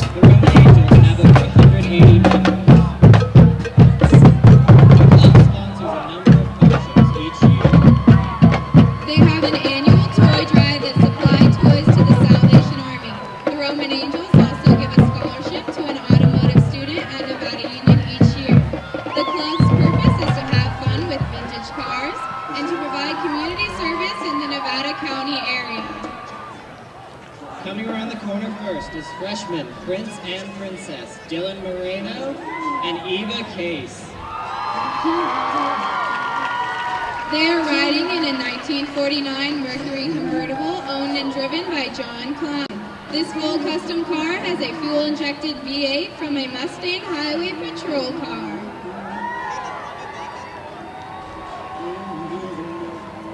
Eva is being escorted by her father, Alan Case. Car is being driven by the father, of the If candidate, Eva Alan could have Hayes. one superpower, it'd be I'm to sorry we fly didn't get the because it name saved gas money. of the Queen and the King. And if Dylan had 20 minutes to live, he'd drive as fast as he could in a Ferrari. The guy needs to put his shirt tail in.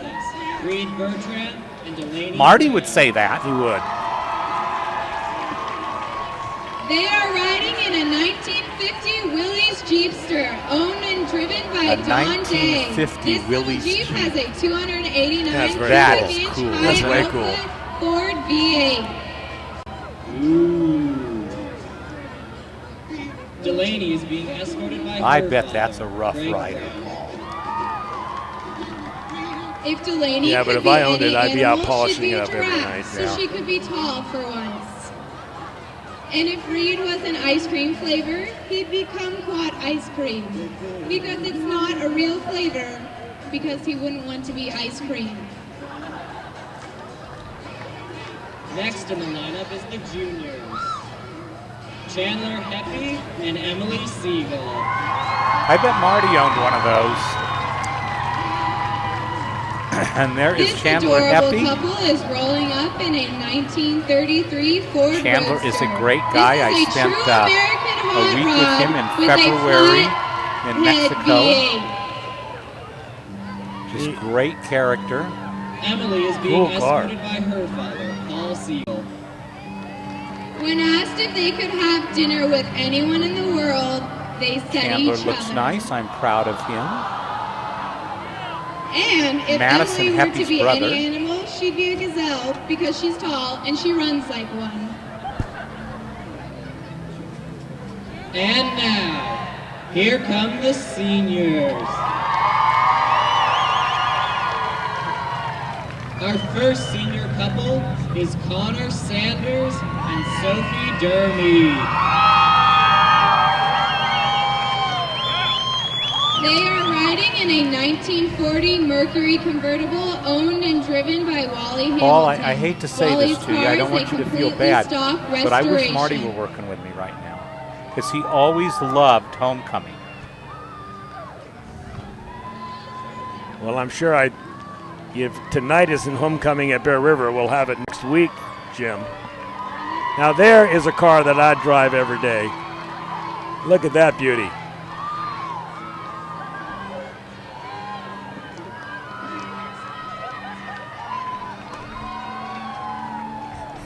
Sophie is being escorted by the lovely Fallon Lazarus. Stop, please. If Sophie could be an ice cream flavor, she'd be rainbow sherbet because of her colorful So a great language group and of personality. contestants. And when Connor was asked if he could have dinner with anyone in the world, he chose his amazing girlfriend, Emma Potter. But if she wasn't there, he'd choose Han Solo.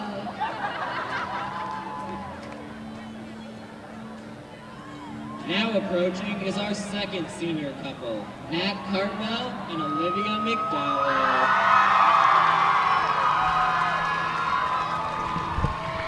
They are being driven by Bob Anderson, the owner of this beautiful 1961 Cadillac convertible. 1961 Cadillac convertible.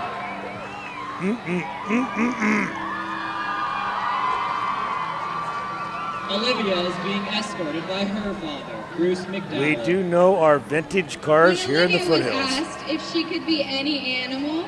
That she was back when a responded bumper with, was a "I'm bumper." animal enough." And if Body Nat work could cost have a dinner fortune. with anyone in the world, he chose himself because he'd get double the food. Next up is our last senior couple, Garrett Newman and Allie Adele. They're driving up in a 1967 If you grew up in the Ford 60s, owned and driven by this has Ed got to Brown. be a love and a favorite. This car has a 289 cubic inch Ford V8 and a 4-speed transmission. 1962 Mustang convertible 4-speed. 289 4-barrel in that baby. I owned one. I didn't have a convertible, Jim, but I had a 72 Mustang Mach 1. That was my first car. I had a 62, Jim. I'm a little older. Wow. Wouldn't it be nice to still have those cars? Yes, it would. If Garrett had only 20 minutes to live, he'd jump off something with a 20-minute fall.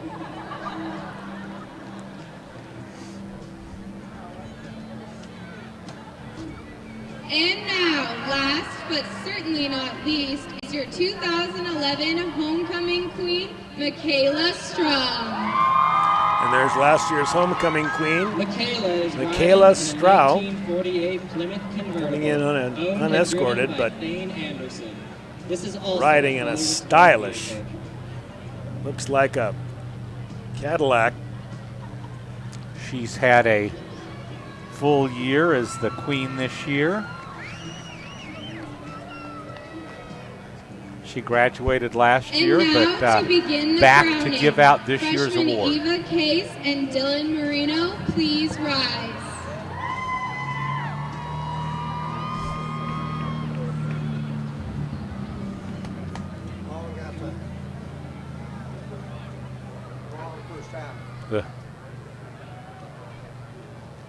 As Mike Bratton comes through our announcing booth.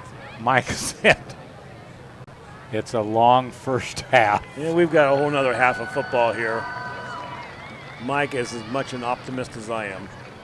Well, his voice was not very upbeat.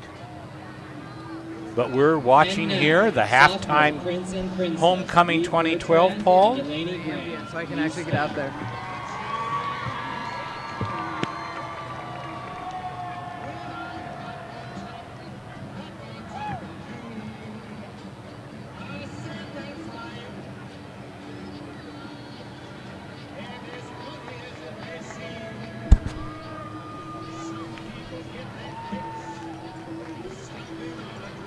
Next, Junior Prince Chandler Heppy and Junior Princess Emily Siegel, please stand.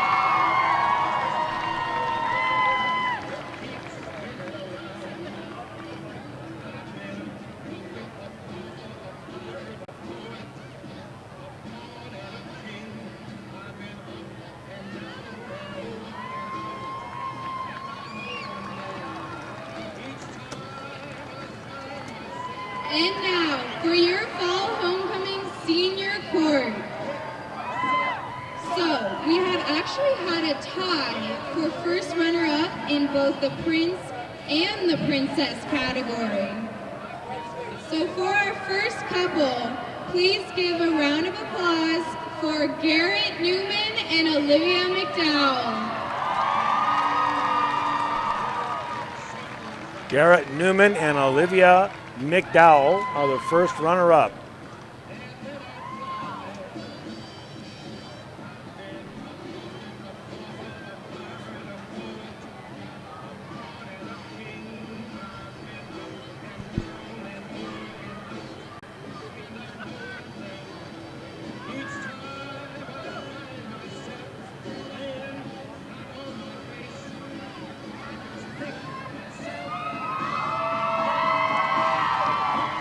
And for our second couple, we have Connor Sanders and Ali Adele.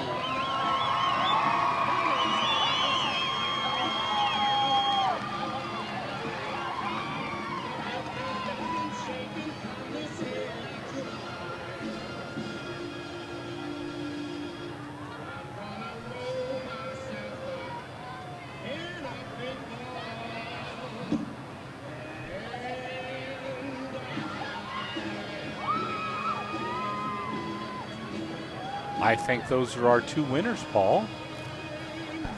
Oh, it's a second runner-up. Excuse me, Paul. Which means your 2012 Fall Homecoming King and Queen is Nat Cartmel and Sophie Dermy.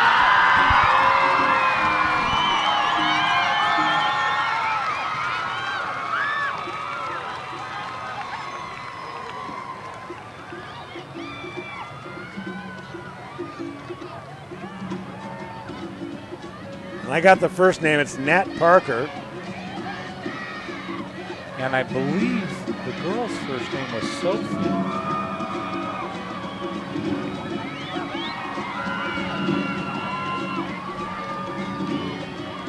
That must be Sophie's.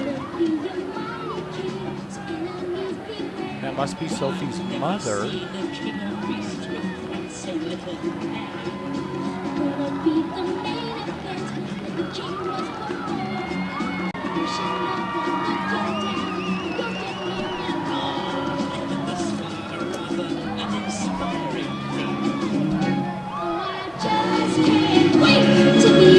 Oh, there we go, a little loud music.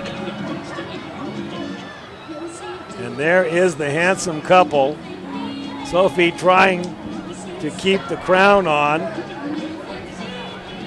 The clip looked like it broke off. Yeah. What bad luck, a broken clip. And there we are. Congratulations, Sophie and Nat. Nevada Union High School homecoming, king and queen, 2012. Full house here at Hooper Stadium tonight. Take a look at the crowd. Beautiful evening here at the foothills. And there's Sophie.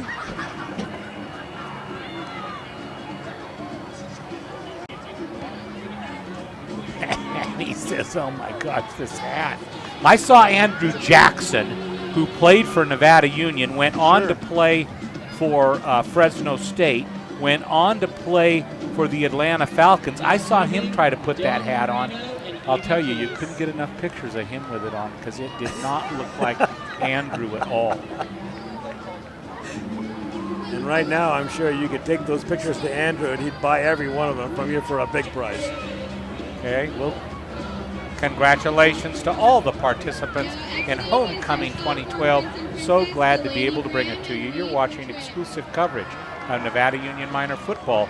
This is the Touchdown Production Sports Network. Accidents happen, and Trips Auto Body and Paint Shop understands your frustration when they do. They work on all makes and models and have been serving Nevada County for 3 generations. Trips is a proud member of the AAA Repair Network, and their technicians are iCar Gold Class professionals. Trips works with all insurance companies and is a direct repair facility for AAA. Voted Nevada County's best, it's Trips Auto Body. Hi, my name's Mark from Swayze's Public Wholesale at 140 East McKnight Way. At Swayze's, we have all kinds of automotive tools. We have all kinds of fasteners, 3 different pitches of metrics. We have safety equipment. And don't forget our glove world. We carry over 600 styles of gloves. If your canopy was damaged this winter, we have all the parts and supplies to fix and repair it or expand it. It's Swayze's Public Wholesale. We have everything you need for everything you do. Open every day, 8 to 5 on the weekdays, open till 4 on the weekends. The Hauser family reminds you if it's round, rubber, and it rolls, then you're sure to find it at Plaza Tire and Auto Service. From regular car and truck tires to small specialty tires for your trailers and golf carts, you can trust Plaza Tire has the tire for you. They stake their reputations on it every day.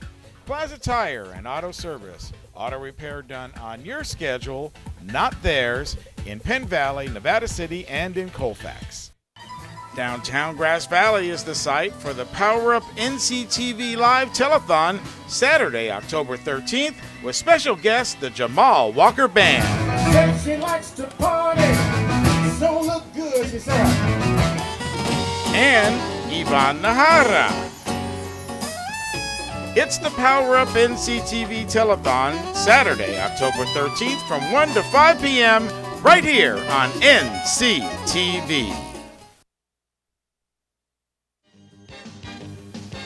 And of course, brought to you by Touchdown Productions, the foothill leader in sports television. This is Gil Dominguez saying thanks for joining us tonight, and be sure to stay with us after the game when we announce the Bill Slade and Sons Trucking Player of the Game, created by Stuckey Engravers.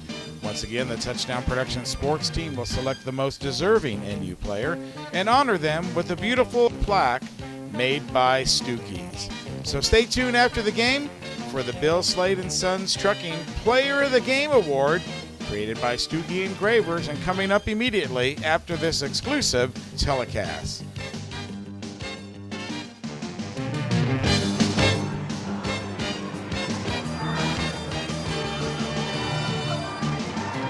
Well, and we'll have to see who stands out. Paul, it's going to take us a second half to determine who the player of the game is.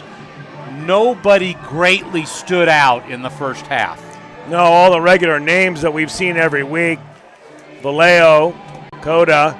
You know, so far, Jim, we discussed this at halftime. We haven't seen Ian Davis, but with one pass, he did have that one drop in the first quarter. But we're going to have to see a stellar performance here by the Miners to just get back in this football game for the second half. And that one goes into the end zone by Brayton Sill. That'll come out to the 20, and the Rocklin Thunder will begin at the 20. Paul, this is a huge drive for the Thunder. They could really pound a nail into the coffin of Nevada Union with a good drive here to start the second half. And Nevada Union's got to show the Thunder that they've got a defense, especially a defensive secondary here. They've got to stop that passing game if they're going to get back in this. Back to pass. Here it is in the flat, but a nice play by, I believe it was Ian Davis.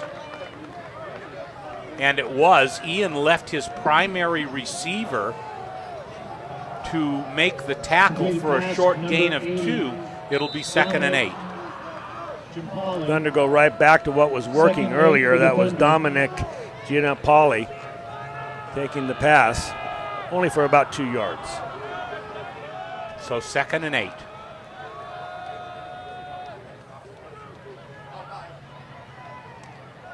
And this is a handoff. In fact, it was an option and a great penetration play again by Terry Graham. Graham with another nice defensive effort, and that'll bring up a 3rd down and 6. Graham stayed with the quarterback that time. The quarterback held onto the ball, and Graham took him down for a 2-yard gain. And that time he was able to make the tackle, which is something NU didn't do all first half.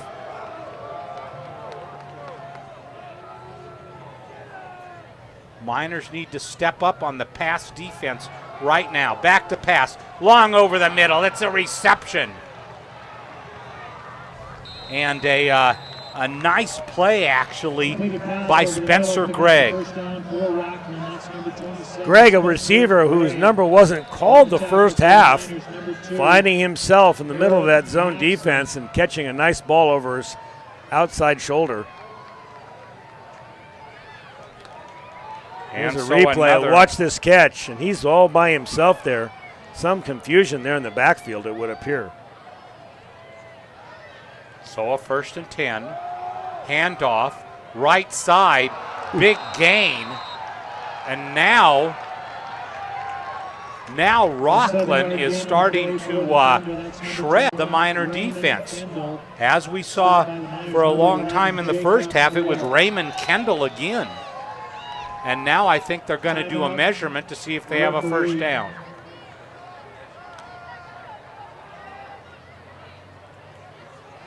Boy, the Thunder are coming out with energy, aren't they, Jim?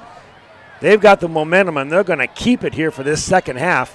And like you said earlier, they could literally ice this game with a touchdown here earlier. Well, and here's the thing that's interesting, Mike. If you take a look at it, you have the end of the first half. They have a 3rd down and 19. With less than a minute to play, they convert it at the 5 and then take it in for a 21-2 lead, and you have to wonder whether that was a backbreaker.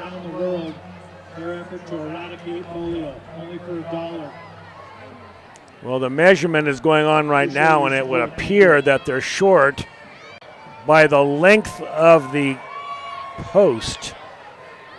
It isn't by much. We're talking about the distance between the lead and a pencil.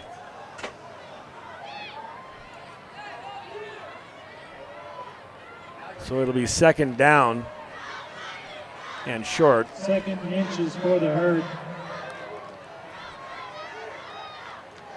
In fact, incredibly short. And for about the first time tonight, we see two backs in the backfield. There's your first down yardage. Continues to run on the play. And again, as we saw almost exclusively in the first half, the ball carrier is Raymond Kendall. 5 yard gain on the play, picking up the first down for Rocklin. It's number 21, Raymond Kendall. Stopped by the Miners, number 14, Miguel Espinoza. Number 53, Cameron Espinoza on the tackle. You're seeing the huddle there. Kendall, small of stature, quick of feet, and very strong after being hit. Left side again, a helmet comes off of Kendall on the play. And the Miners are saying they got the ball. Number 21, Raymond Kendall. Stopped by the Miners, number 66, T.J. Hart. T.J. Hart with the hit again. Well, here's the replay, and you see Kendall covering up well, getting through. Helmet goes straight up in the air. And that was one vicious hit. That was Miguel Espinoza. He is... So Espinoza with a big tackle there. Espinoza has had a good game tonight. One of the shining stars for Nevada Union. So 2nd and 8.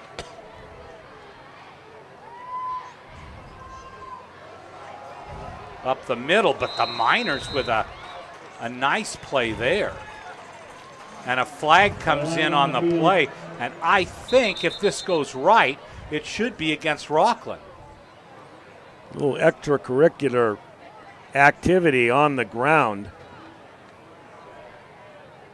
And I believe he's signaling to the referee the foul that was committed by the Thunder.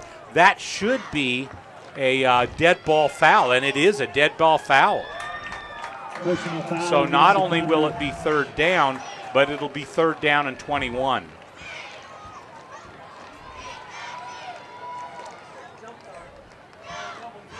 Well, 3rd down and 20. No, third down and 21. So now can the Miners hold on this 3rd and 21? Miners looking to get their hands on the ball for the first time in this second half.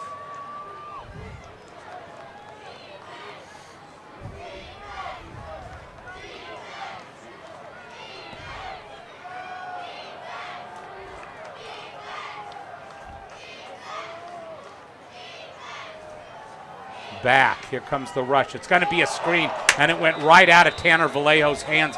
That would have been the Miners' first touchdown of the night. And now there's another flag on the play given by the back judge. Let's see what he calls. It's going to be a hold against the Thunder. Interesting call. The Miners will have a choice now. But here's a replay. Now watch Tanner Vallejo. He has a pick six all the way and just can't squeeze the football. This will be declined. It'll be 4th down, and the Thunder will have to turn the ball over. Even if they had a 4th down and 30, a 3rd down and 31, they'd still have another shot at it, Paul. So this will be a 4th down, and they will have to punt.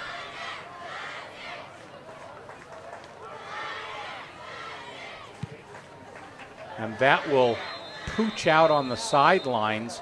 That is not a very good kick. And the ball will be at the 34 of Nevada Union, with Nevada Union taking up shot here on the second half.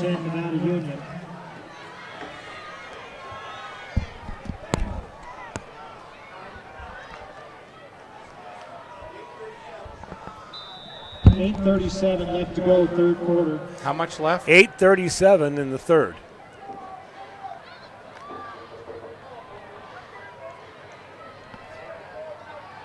So 1st and 10 for the Miners.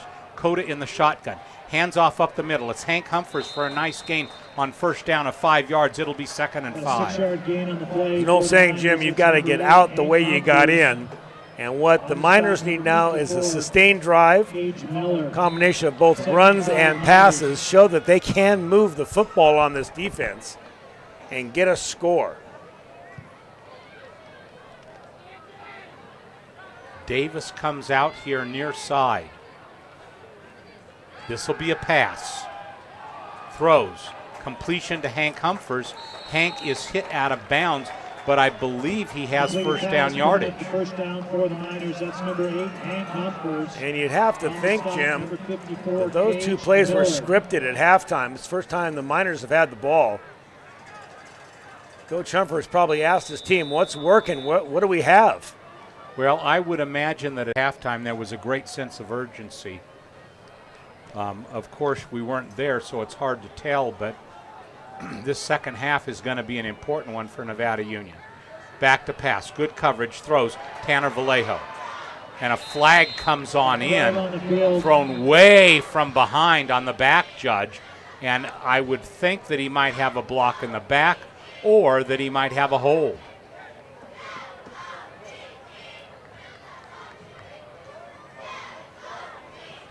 Looking for the call. It looks like it will be a hold. Oh, and it's going to be against Rocklin. So that'll be an automatic first down. Ian Davis, Jim, was on a long pattern up the sideline, and even though the ball wasn't thrown at him, apparently he collected a hold from the defender.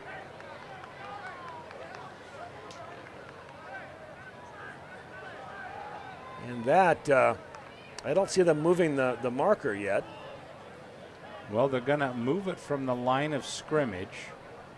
It's going to be a 10-yard penalty and a first down for Nevada Union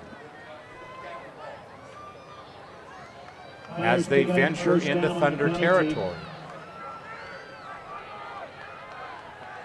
Coda gaining some momentum in this drive. That's a handoff to Hank Humphers. Humphers picks up a few on the play. The Miners picking up about a yard on the play. That's number 8, Hank Humphers. On the coverage, number 54, Cage Miller. So 2nd and 8. 2nd and 8, Miners. No time to be conservative here. Play call very important. They're bringing Vallejo back in the game. Nate Dixon coming off the field.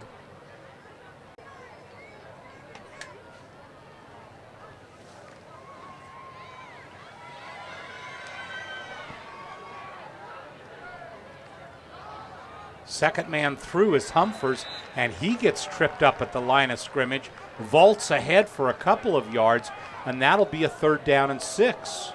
That was Patrick Ryan, number 18, coming in to make the tackle from his right side defensive back spot. Jim, the Miners have had trouble running all night. This offensive line is struggling to create holes. Boy, you're right, Paul. This has been the biggest running struggle Nevada Union has had. They knew that they would face a stiff defense. 3rd down, and now it's an option. Throws it outside, but that's not going to help much. And Tanner Vallejo is dropped for a loss. And once again, the running play is stuffed. It didn't happen. That was number 77. We talked about him earlier, Sam Woods. There you see him in your screen. He apparently is one of those players that the scouts are looking at and was written up in the Rocklin paper this week. 4th down, Jim. Looks like I don't see any punting team on the field.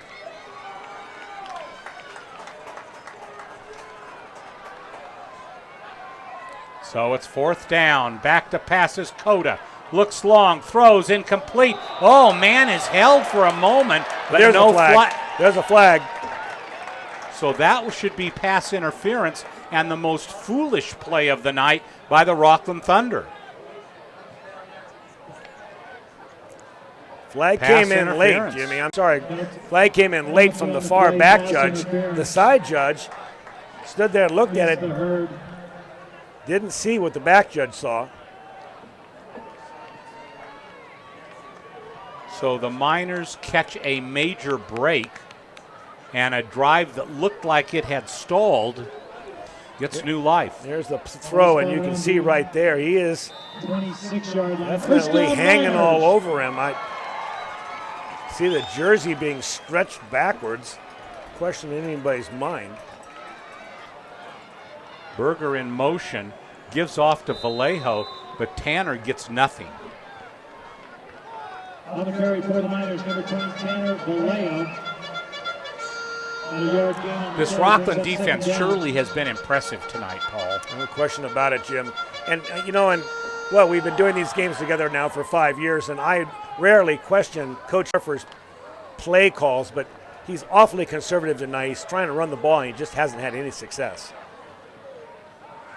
Back is Coda. Everybody goes to Berger, but Coda's tries to dance out of trouble, but finally he is going to be sacked for a big loss.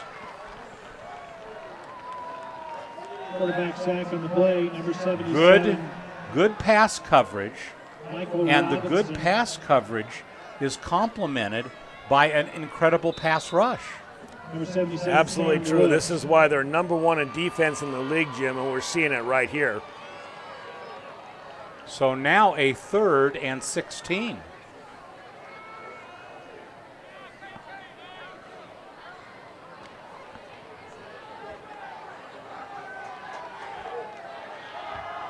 So Coda in tough shape over the middle.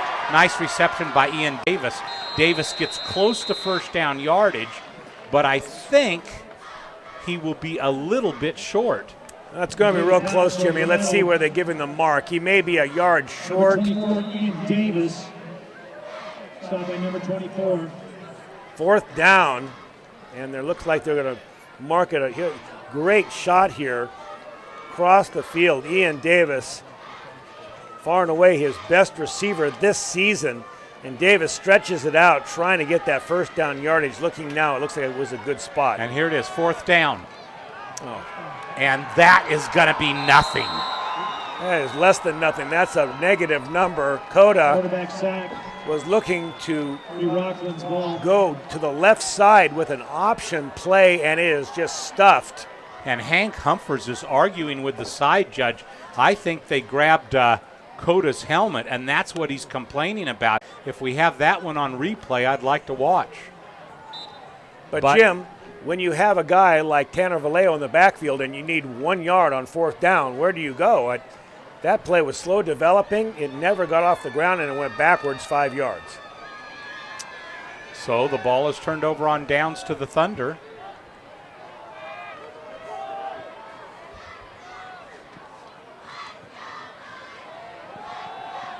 And here's a nice screen play. First down yardage. Another big gain on the play. And as has been true all night, it's Jared Amador on the play. Amador stopped by number 17, Jake Berger.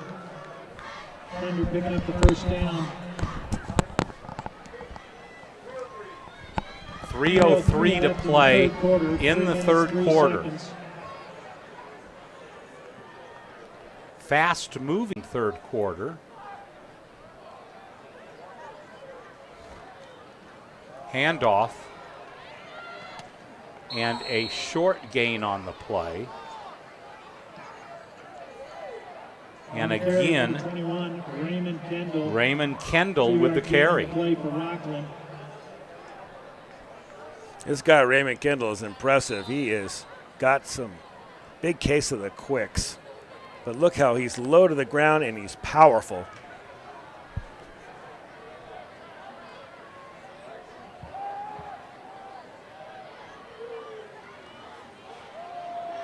Oh my gosh, big gain on the play. First down yardage, just Kendall again. On the carry for Rocklin, number 21. Kendall squirting through the line that time. Picking up the first down. Patiently waiting, following his blockers, then getting a little daylight. Ball's on the 46-yard line. So another first down as the Thunder move the ball into Miner territory at Nevada Union's 46.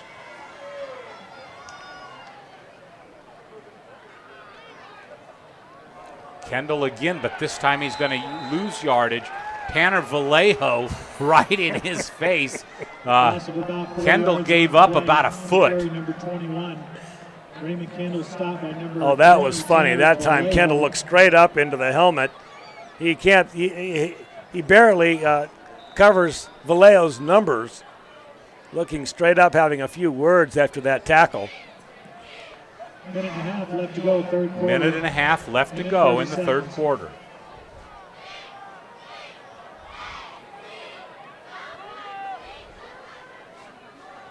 And there was some movement that will make it, that'll take it back 5 more yards and will make it a 2nd and 19. Okay, let's watch Vallejo here as he takes down Kendall. Now watch this. He comes out there and just slings him to the ground. But the best part of this thing, he pushes his head down, and Kendall did not like that, and he was having none of it. Vallejo rightfully should have gotten a flag on that. The last thing that the NU Miners need right now. So 2nd down and 19. Rocklin in a hole. Back to pass. Throws over the middle. Completion. And that'll bring up a 3rd down and 8. Completed pass, number 80, picking up the first down. Dominic. We've got to be getting close to the end of the first half. Number 24, Ian Davis. Third quarter. I mean, at the end of the third quarter. Third down.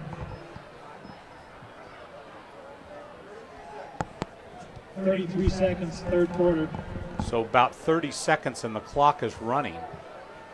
And a 3rd down and 8 for the Thunder. Back again, being chased, and throws, and it's complete for a first down. Number 3, Garrett Van Rickle. Garrett Van Rickle on the reception.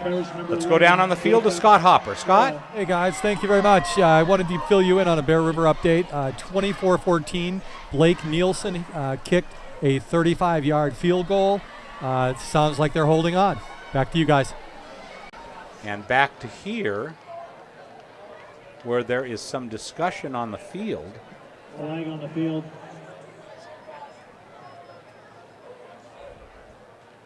So what do we have here? Holding against Nevada Union. Foul against the Miners.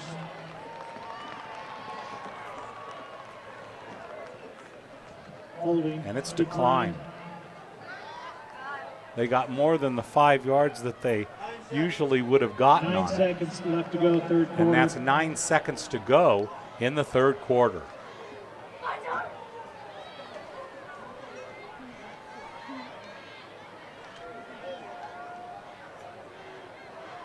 First and 10, 33-yard line of the Miners.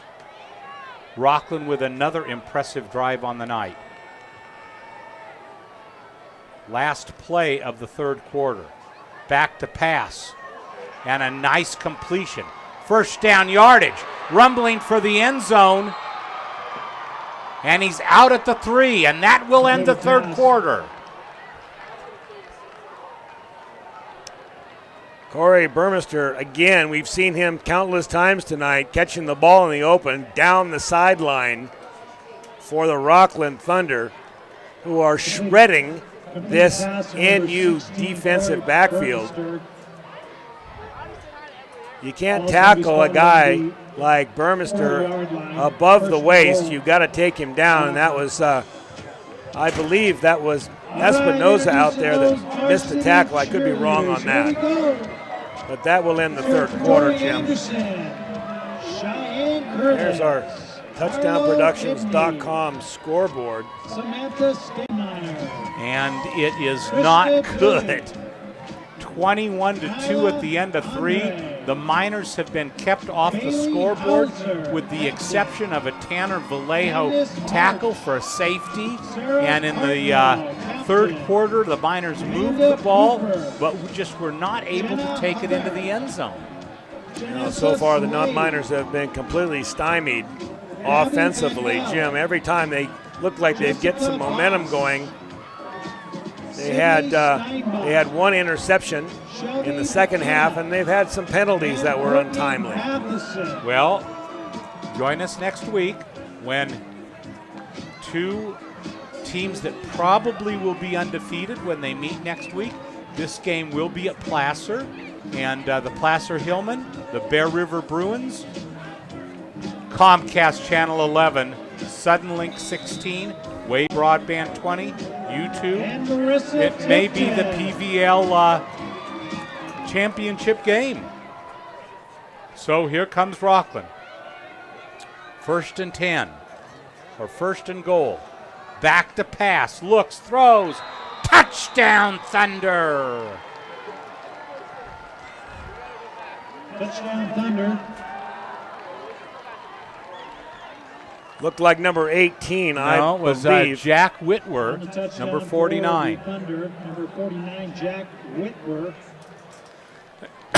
And so it's the Thunder lining up for the extra point. Spotted, kicked. Good, and so on the first play of the 4th quarter, the Thunder probably has sealed the deal, leading 28-2 in a game where the Miners have not been able to score offensively. And there is our, here's our replay of the touchdown, I believe. Yes, it will be. Simple roll pattern to the right. We will see Logan Webb looking over, plenty of protection, and this time going to the back of the end zone to find number 49, Jack Whitmer. First time we've called his number tonight, the senior. Obviously very pleased. Gil, that 7 for the 3rd quarter is a 0, and there's a 7 for the 4th quarter.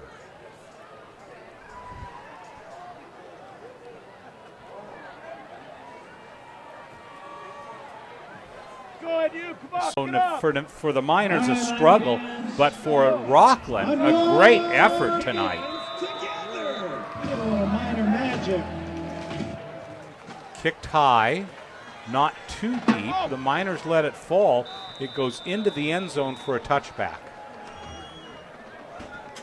Not much going the Miners' way tonight, and I got to tell you, Jim, of all the games we've seen this year, I think this is the weakest game they've had both offensively and defensively.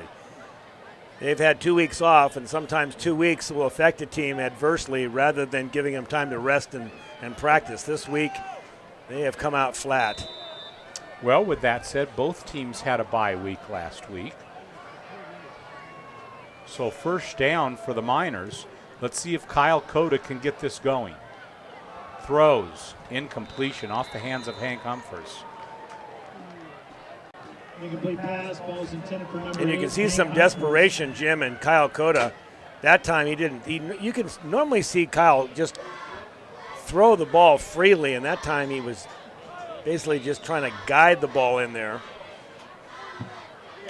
Crowd thinning out a little bit. The Miners starting to head home, thinking it's not premature.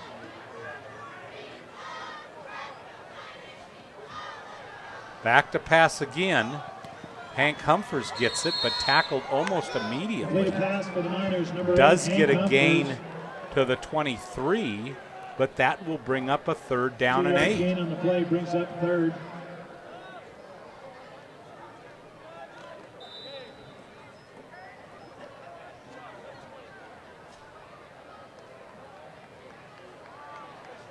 Cota searching for something that will work tonight.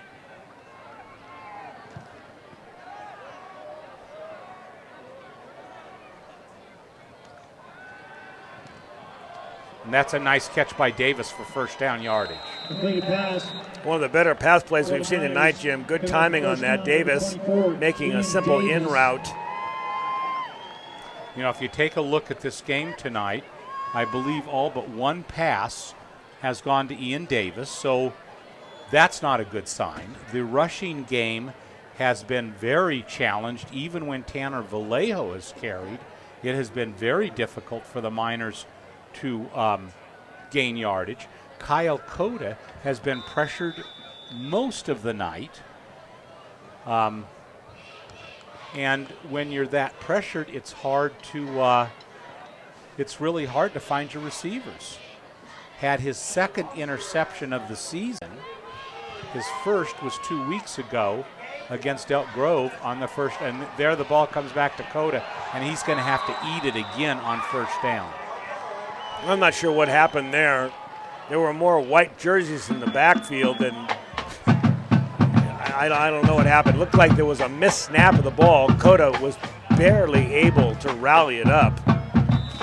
2nd and 19. Here's a replay, and let's see if we can figure out what happened here. All of a sudden, the ball looks like it was just now. Perhaps the ball was supposed to go to the up back. I think it was a bad snap. I think Kyle did the best with it he could. Kyle may have juggled it. It may have gone through his hands, but it is what it is, and it's a 2nd and 19. This time he has time to throw, but throws it to Ian Davis. And it's incomplete. Number 24, Ian Davis.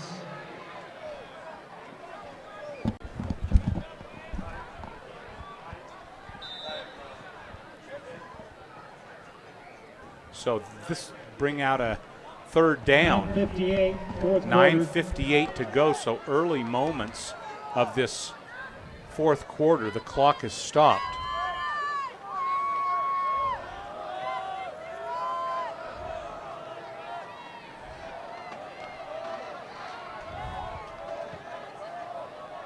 Third and long. And he will be sacked. Quarterback sack.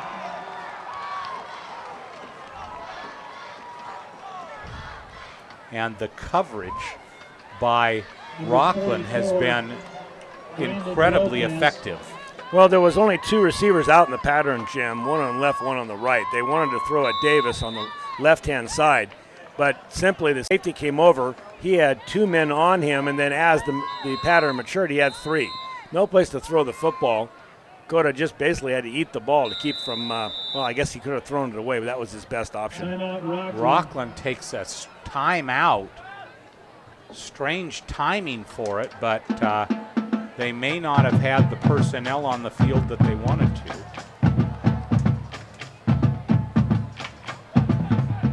(28-2).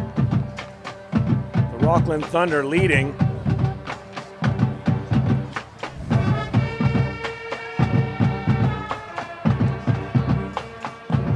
The only score for Nevada Union came on a Nevada Union punt that was downed at the 2-yard line, and then a botched play by the Thunder in which Niffen, the quarterback at the time, went deep into their own end zone, got met at about 1 yard into the end zone by Tanner Vallejo. Vallejo allowed no forward progress, and so it was a safety.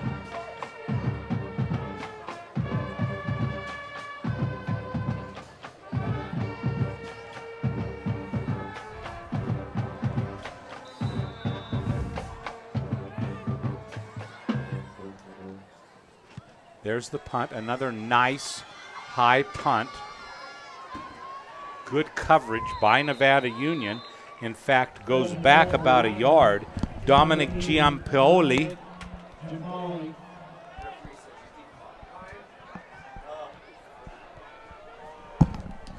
And with 9:14 left in the game, Nevada Union now basically playing for pride, Jim, will take over. Well, actually, on defense. Yeah.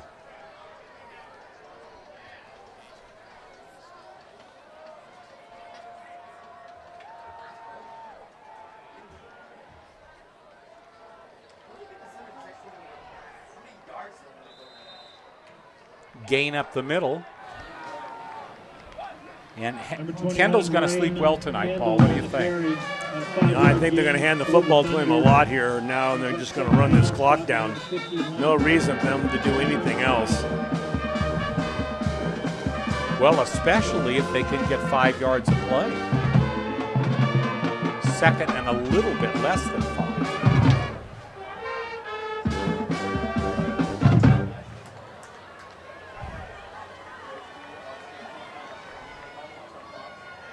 Handoff again.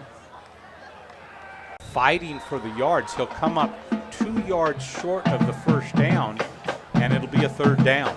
You know, Kendall reminds me of a human bullet. He is running so fast by the time he passes the line of scrimmage, and then he just puts his head down, Jim, and you watch that silver helmet just bore into the defense.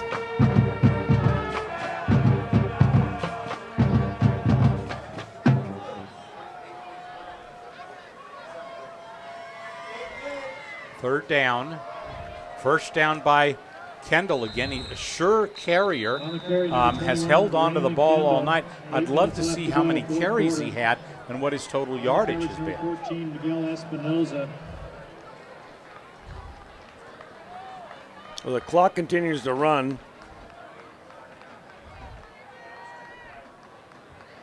Dave Humphers on the sideline still coaching. Got to be a disappointing night for the Miners. The Thunder have largely had their way, mostly offensively, but also defensively.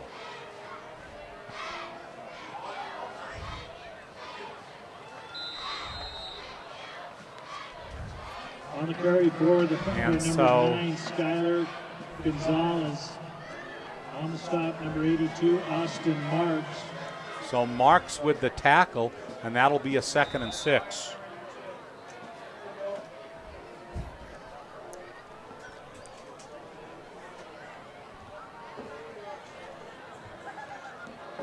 So 2nd and 6.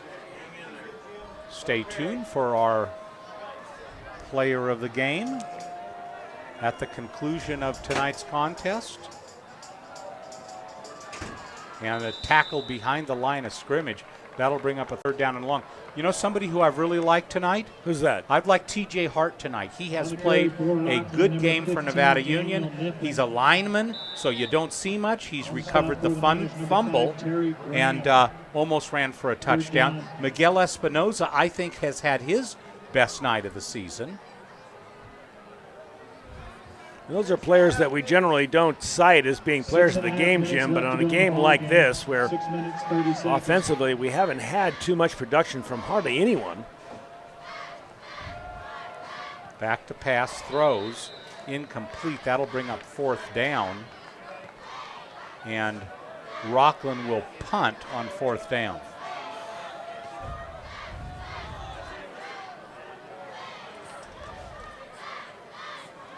TJ Hart shuttling back into the game. Big number 66.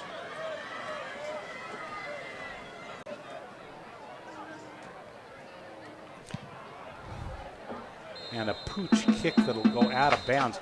Not a good kick again, and it will be at the 20.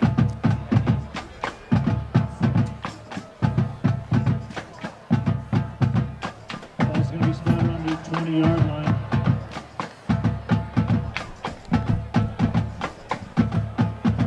Strange night. Davis with not his normal carries. I can't remember Nate Dickinson carrying once tonight. I believe Berger maybe carried once. Hank Humphers had a handful of carries. Tanner Vallejo, of course, carried a lot of the load, but even Tanner struggled to get yardage. 6 minutes even left in this 4th quarter. And he throws long. Ian looks over his shoulder, and he makes the catch and drops the ball, but they're going to call it a catch. Oh, he definitely had the ball in his possession. Yeah, but he didn't. The ball came out of his hands, and you know what the call is on that. And they're talking about it now, but it will be a reception. And see, now they're talking to the referee about it. Ian came down with that ball. We don't have a replay, but his helmet popped up. He hit the ball, he hit the ground awfully hard.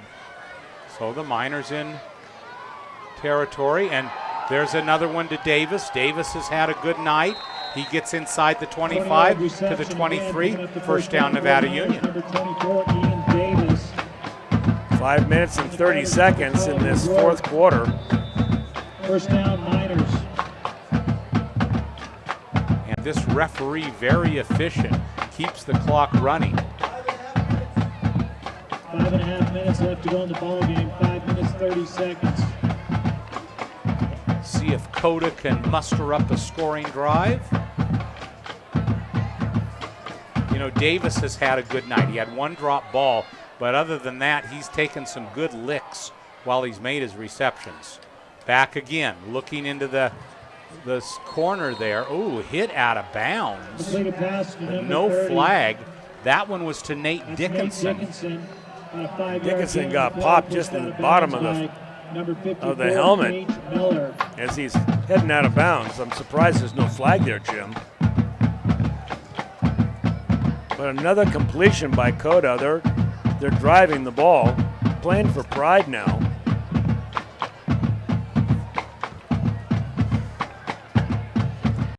So here comes a second down. Back again. Chased is Coda. Throws, and a nice catch, I believe, by Jake Berger, and it was for a completion, and that will be close to first down yardage. It'll be a 3rd and 2.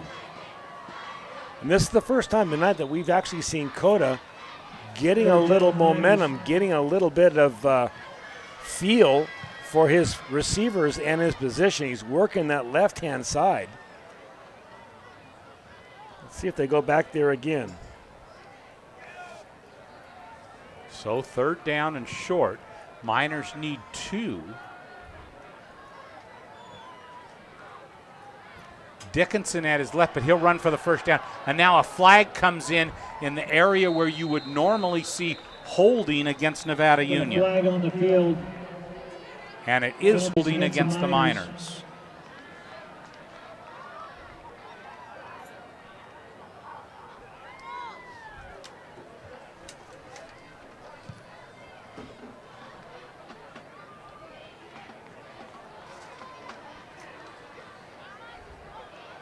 The Miners will be backed up one more time. 3rd down now and long.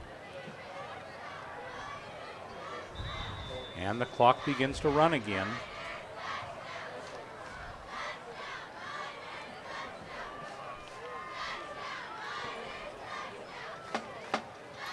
Back to pass is Coda. Throws long, open receiver. And tackled out of bounds. But no call. It's Berger again on the receiving end of a long pass from Coda. 11-yard line. Berger wisely slowed down that time. The ball took a long time to get to him. You can see it here on the replay. Catches the ball. Now he steps out of bounds. It's not as blatant as it looked. He was in bounds when he was initially hit by the defender. And the Miners started the clock. Excuse me, the referee started the clock. And now the back judge is saying no way.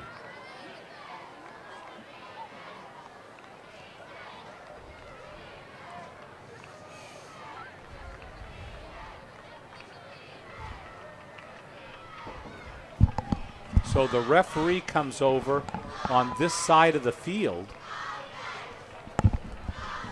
4:18 left in the game.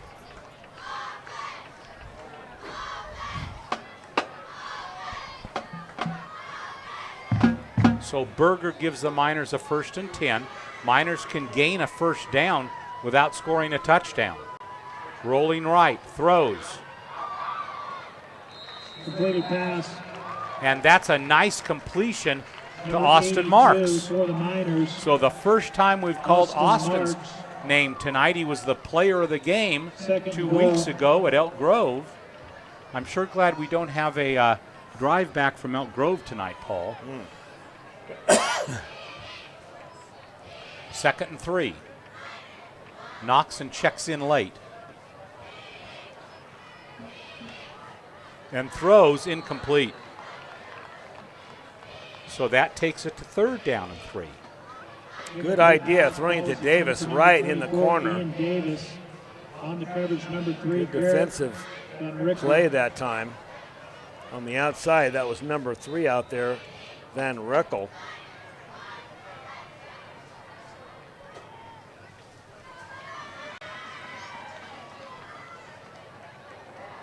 Wouldn't surprise me they go back to Davis on the other side now. He's lining up far left, Jim. And that's what he's looking for. But Kyle is going to be tackled at the 5. That's going to be a slight loss, and that'll bring up 4th down.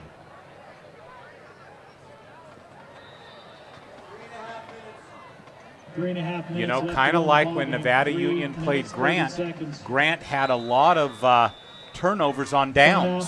True. And the Miners have had the same problem. They take a timeout here as Austin Marks comes over to the sidelines.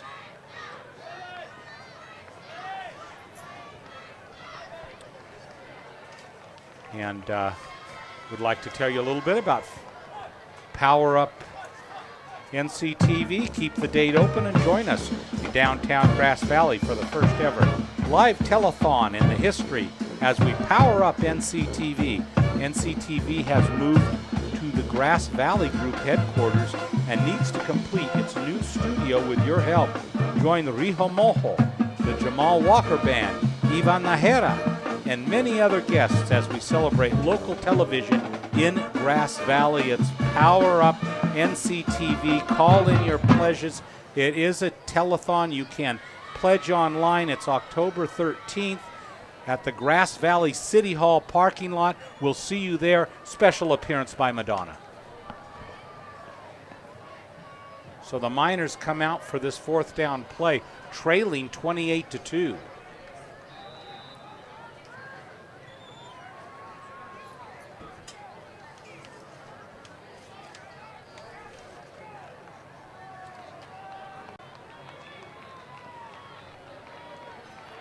Back to pass, and now he is running for his life.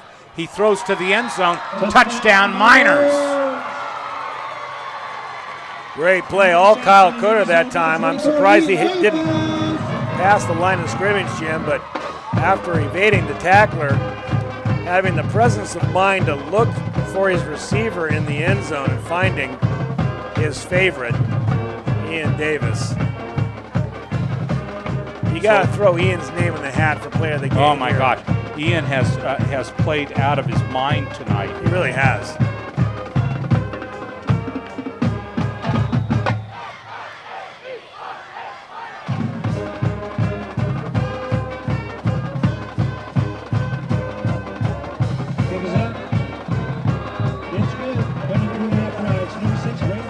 And so 28-8. And 28-9. So the Miners get on the scoreboard with an offensive touchdown.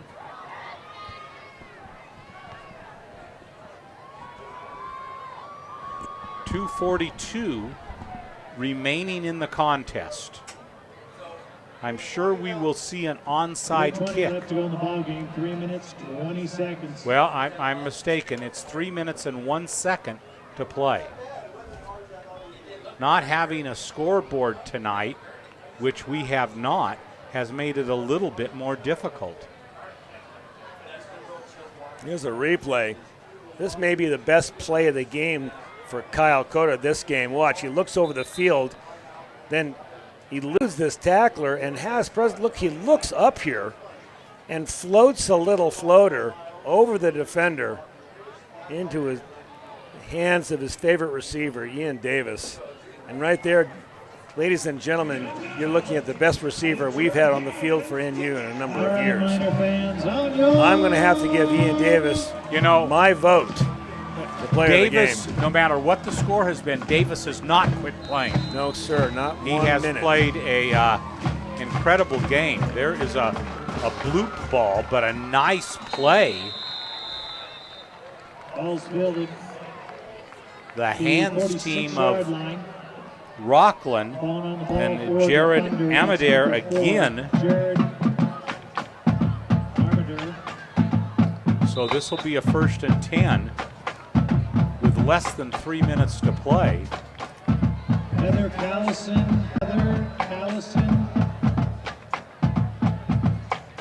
And you'd have to think that Rocklin would want to stay on the ground. Or Madison Danny.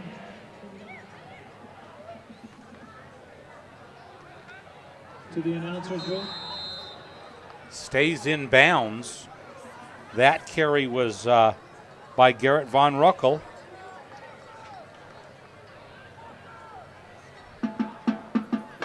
That'll be a second down.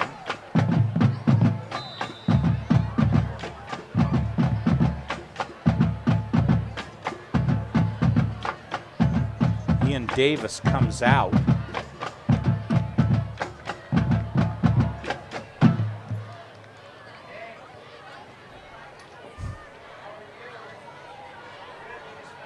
Another handoff up the middle. Nice gain, first down yardage.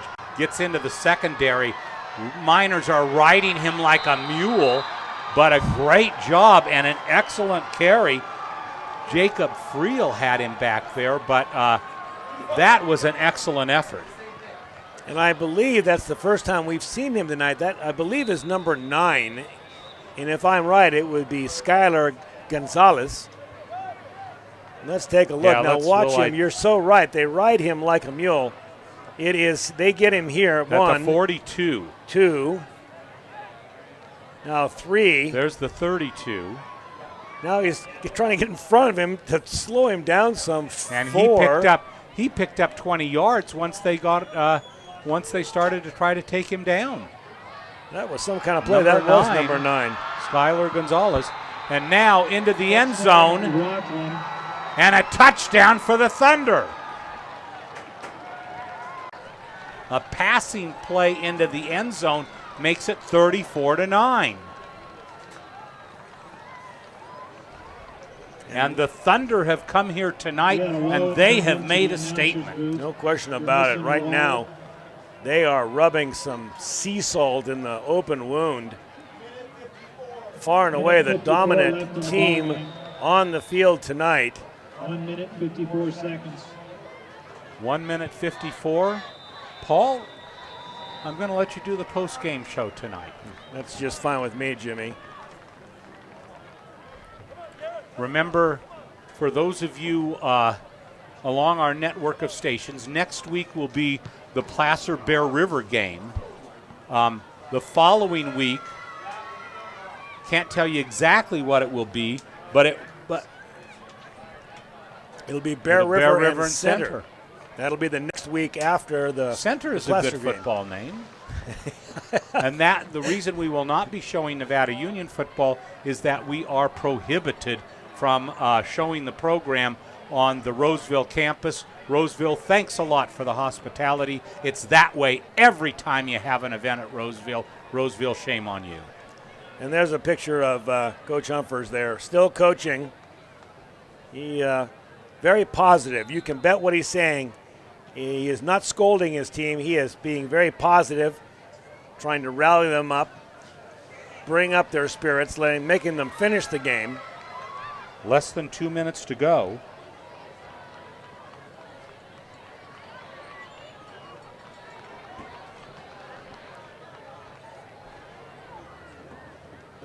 So 34-9. I think that the score is wrong, but we're going to have Rocklin kick off.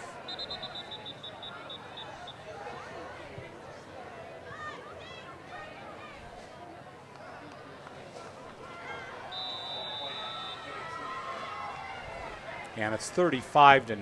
That's why they were signaling. Ian Davis takes it in the end zone. That'll be a touchback, and the Miners will start at the 20. 20-yard line. With less than 2 minutes to play in this contest.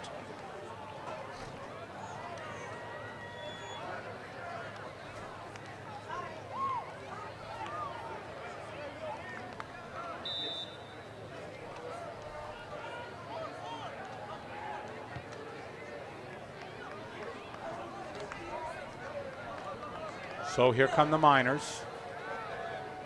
Coda no longer in quarterback. This is Jake Berger. On the run back for the Miners, that's number 17. Michael Tapia in for the Miners. Jake Berger.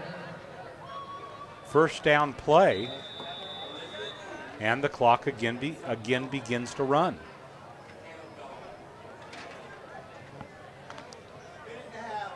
Minute and a half to go. Game. Oh. Holy cow. On the play, Jason Murray is demolished by Cage Miller. Miller got in there. Oh, my goodness. And he said to Jason Murray, let's get this game over with. Good morning. Here you have one. And second and 15.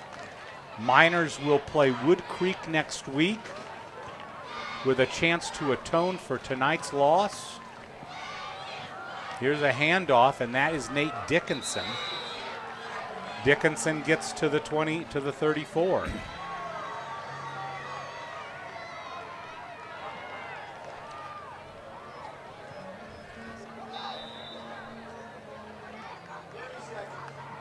.30 seconds left to go in the Gil contest. Dominguez would like us to remind you that they have won 3 SFL games in the last 2 years.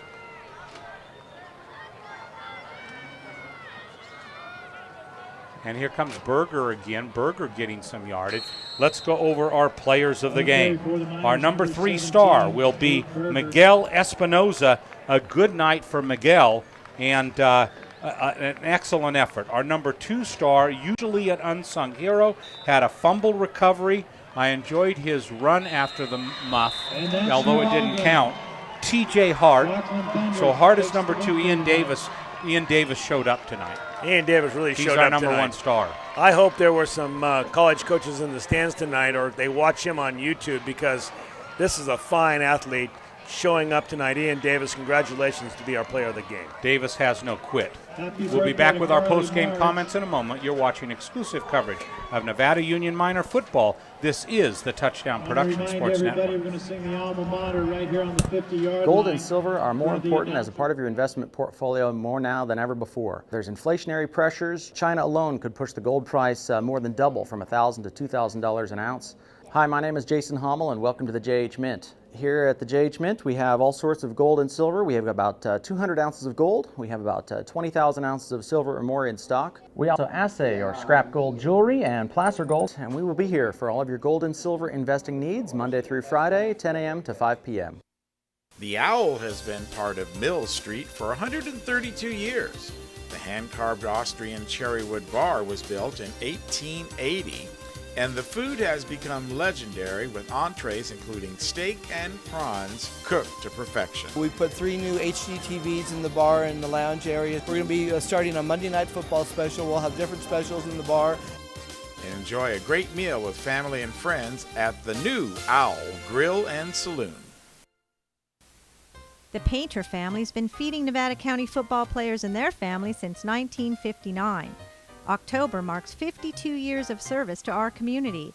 At SPD, you'll always find USDA choice beef and a full-service meat department, complete deli section, locally grown produce, and a post office. Everything you need that makes SPD so special. SPD Markets, hometown proud, where your neighbors shop. Mike Bratton is the neighbor you can count on for your most important insurance decisions, 24 hours a day. The first step begins with a phone call.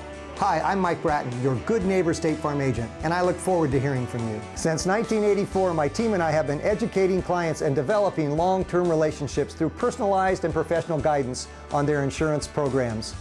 We will put you in the driver's seat and strive to enhance each encounter you have with us. Like a good neighbor, State Farm is there. Downtown Grass Valley is the site for the Power Up NCTV Live Telethon, Saturday, October 13th, with special guest, the Jamal Walker Band. Said she likes to party, so look good yourself. And Ivan Nahara. It's the Power Up NCTV Telethon, Saturday, October 13th, from 1 to 5 p.m., right here on NCTV. And we're back here. Number 24, Ian Davis, will be our Stookie Player of the game this week, there's the Bill Slade and Sons Trucking Mill Street Player of the Clothing game, Company is Nevada County. Ian Davis. Mill Street Clothing Company.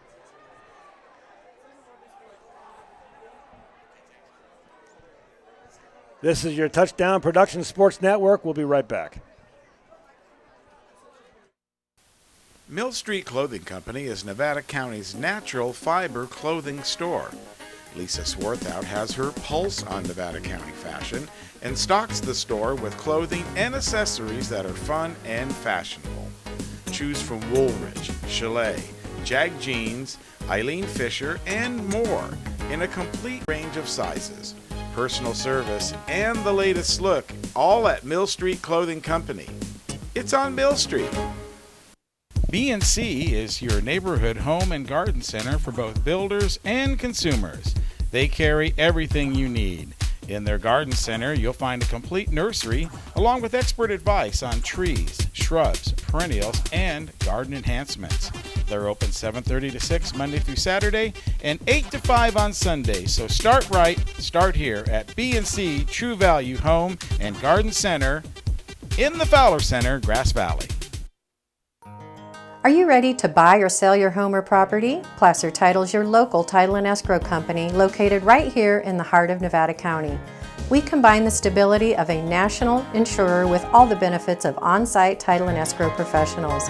Being voted the best title company by the union readers for the past 7 years is a true testament to our local roots and unparalleled customer service. Stop by one of our 2 convenient locations and thank you for keeping your business local. 1, 2, 3, 4. The fun starts at Top This, your premier accessory outfitter for truck, RV, marine, and fishing. Top This is Grass Valley's only outfitter with access to millions of products and the knowledge to help you choose what's right for you. They're serious about outfitting your truck, boat, or RV. As for fishing, talk to Chuck. Top This, your premier accessory outfitter for truck, RVs, marine, and fishing. This song is for my Uncle Greggy. A family whose Nevada County roots run deep, at least 5 generations deep. Without a destination. Greg Segezzi's, because he's influenced every single one of our lives. Your own shadow on the wall. Barbecuing for annual football banquets, whether it was raining or freezing temperatures. He was a wonderful father, son, husband, and brother.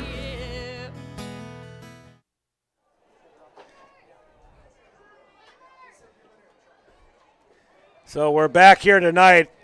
The final score, the NU Miners 9 and the Rocklin Thunder 35 in an overmatched game that's seeing the NU Miners go down in their first league game. Join us next week. Marty Mortensen and myself will be at Placer High School, and we will bring you the Placer and the Bear River Bruins game. It'll be a battle of the unbeaten. The last we heard anyway, Bear River was winning that game. So join us next week, Marty Mortensen and myself. And, of course, Scott Hopper will be there to bring you that action. That should be a fantastic game. We'll be right back. This is the Touchdown Productions Sports Network. We'll see you in just a second. Auto Body and Paint Shop understands your frustration when they do. They work on all makes and models and have been serving Nevada County for 3 generations. Trips is a proud member of the AAA Repair Network, and their technicians are I-CAR Gold Class professionals. Trips works with all insurance companies and is a direct repair facility for AAA. Voted Nevada County's best, it's Trips Auto Body. Hi, my name's Mark from Swayze's Public Wholesale at 140 East McKnight Way. At Swayze's, we have all kinds of automotive tools. We have all kinds of fasteners, 3 different pitches of metrics. We have safety equipment. And don't forget our glove world. We carry over 600 styles of gloves. If your canopy was damaged this winter, we have all the parts and supplies to fix and repair it or expand it. It's Swayze's Public Wholesale. We have everything you need for everything you do. Open every day, 8 to 5 on the weekdays, open till 4 on the weekends. The Hauser family reminds you if it's round, rubber, and it rolls, then you're sure to find it at Plaza Tire and Auto Service. From regular car and truck tires to small specialty tires for your trailers and golf carts, you can trust Plaza Tire has the tire for you. They stake their reputations on it every day. Plaza Tire and Auto Service. Auto repair done on your schedule, not theirs, in Penn Valley, Nevada City, and in Colfax. Downtown Grass Valley is the site for the Power Up NCTV Live Telethon, Saturday, October 13th, with special guest, the Jamal Walker Band. Said she likes to party, so look good, she said. And Ivan Nahara. It's the Power Up NCTV Telethon, Saturday, October 13th from 1 to 5 p.m. right here on NCTV. And of course, brought to you by Touchdown Productions, the foothill leader in sports television. This is Gil Dominguez saying thanks for joining us tonight, and be sure to stay with us after the game when we announce the Bill Slade and Sons Trucking Player of the Game, created by Stuckey Engravers. Once again, the Touchdown Productions sports team will select the most deserving NU player and honor them with a beautiful plaque made by Stuckey's. So stay tuned after the game for the Bill Slade and Sons Trucking Player of the Game Award, created by Stuckey Engravers, and coming up immediately after this exclusive telecast.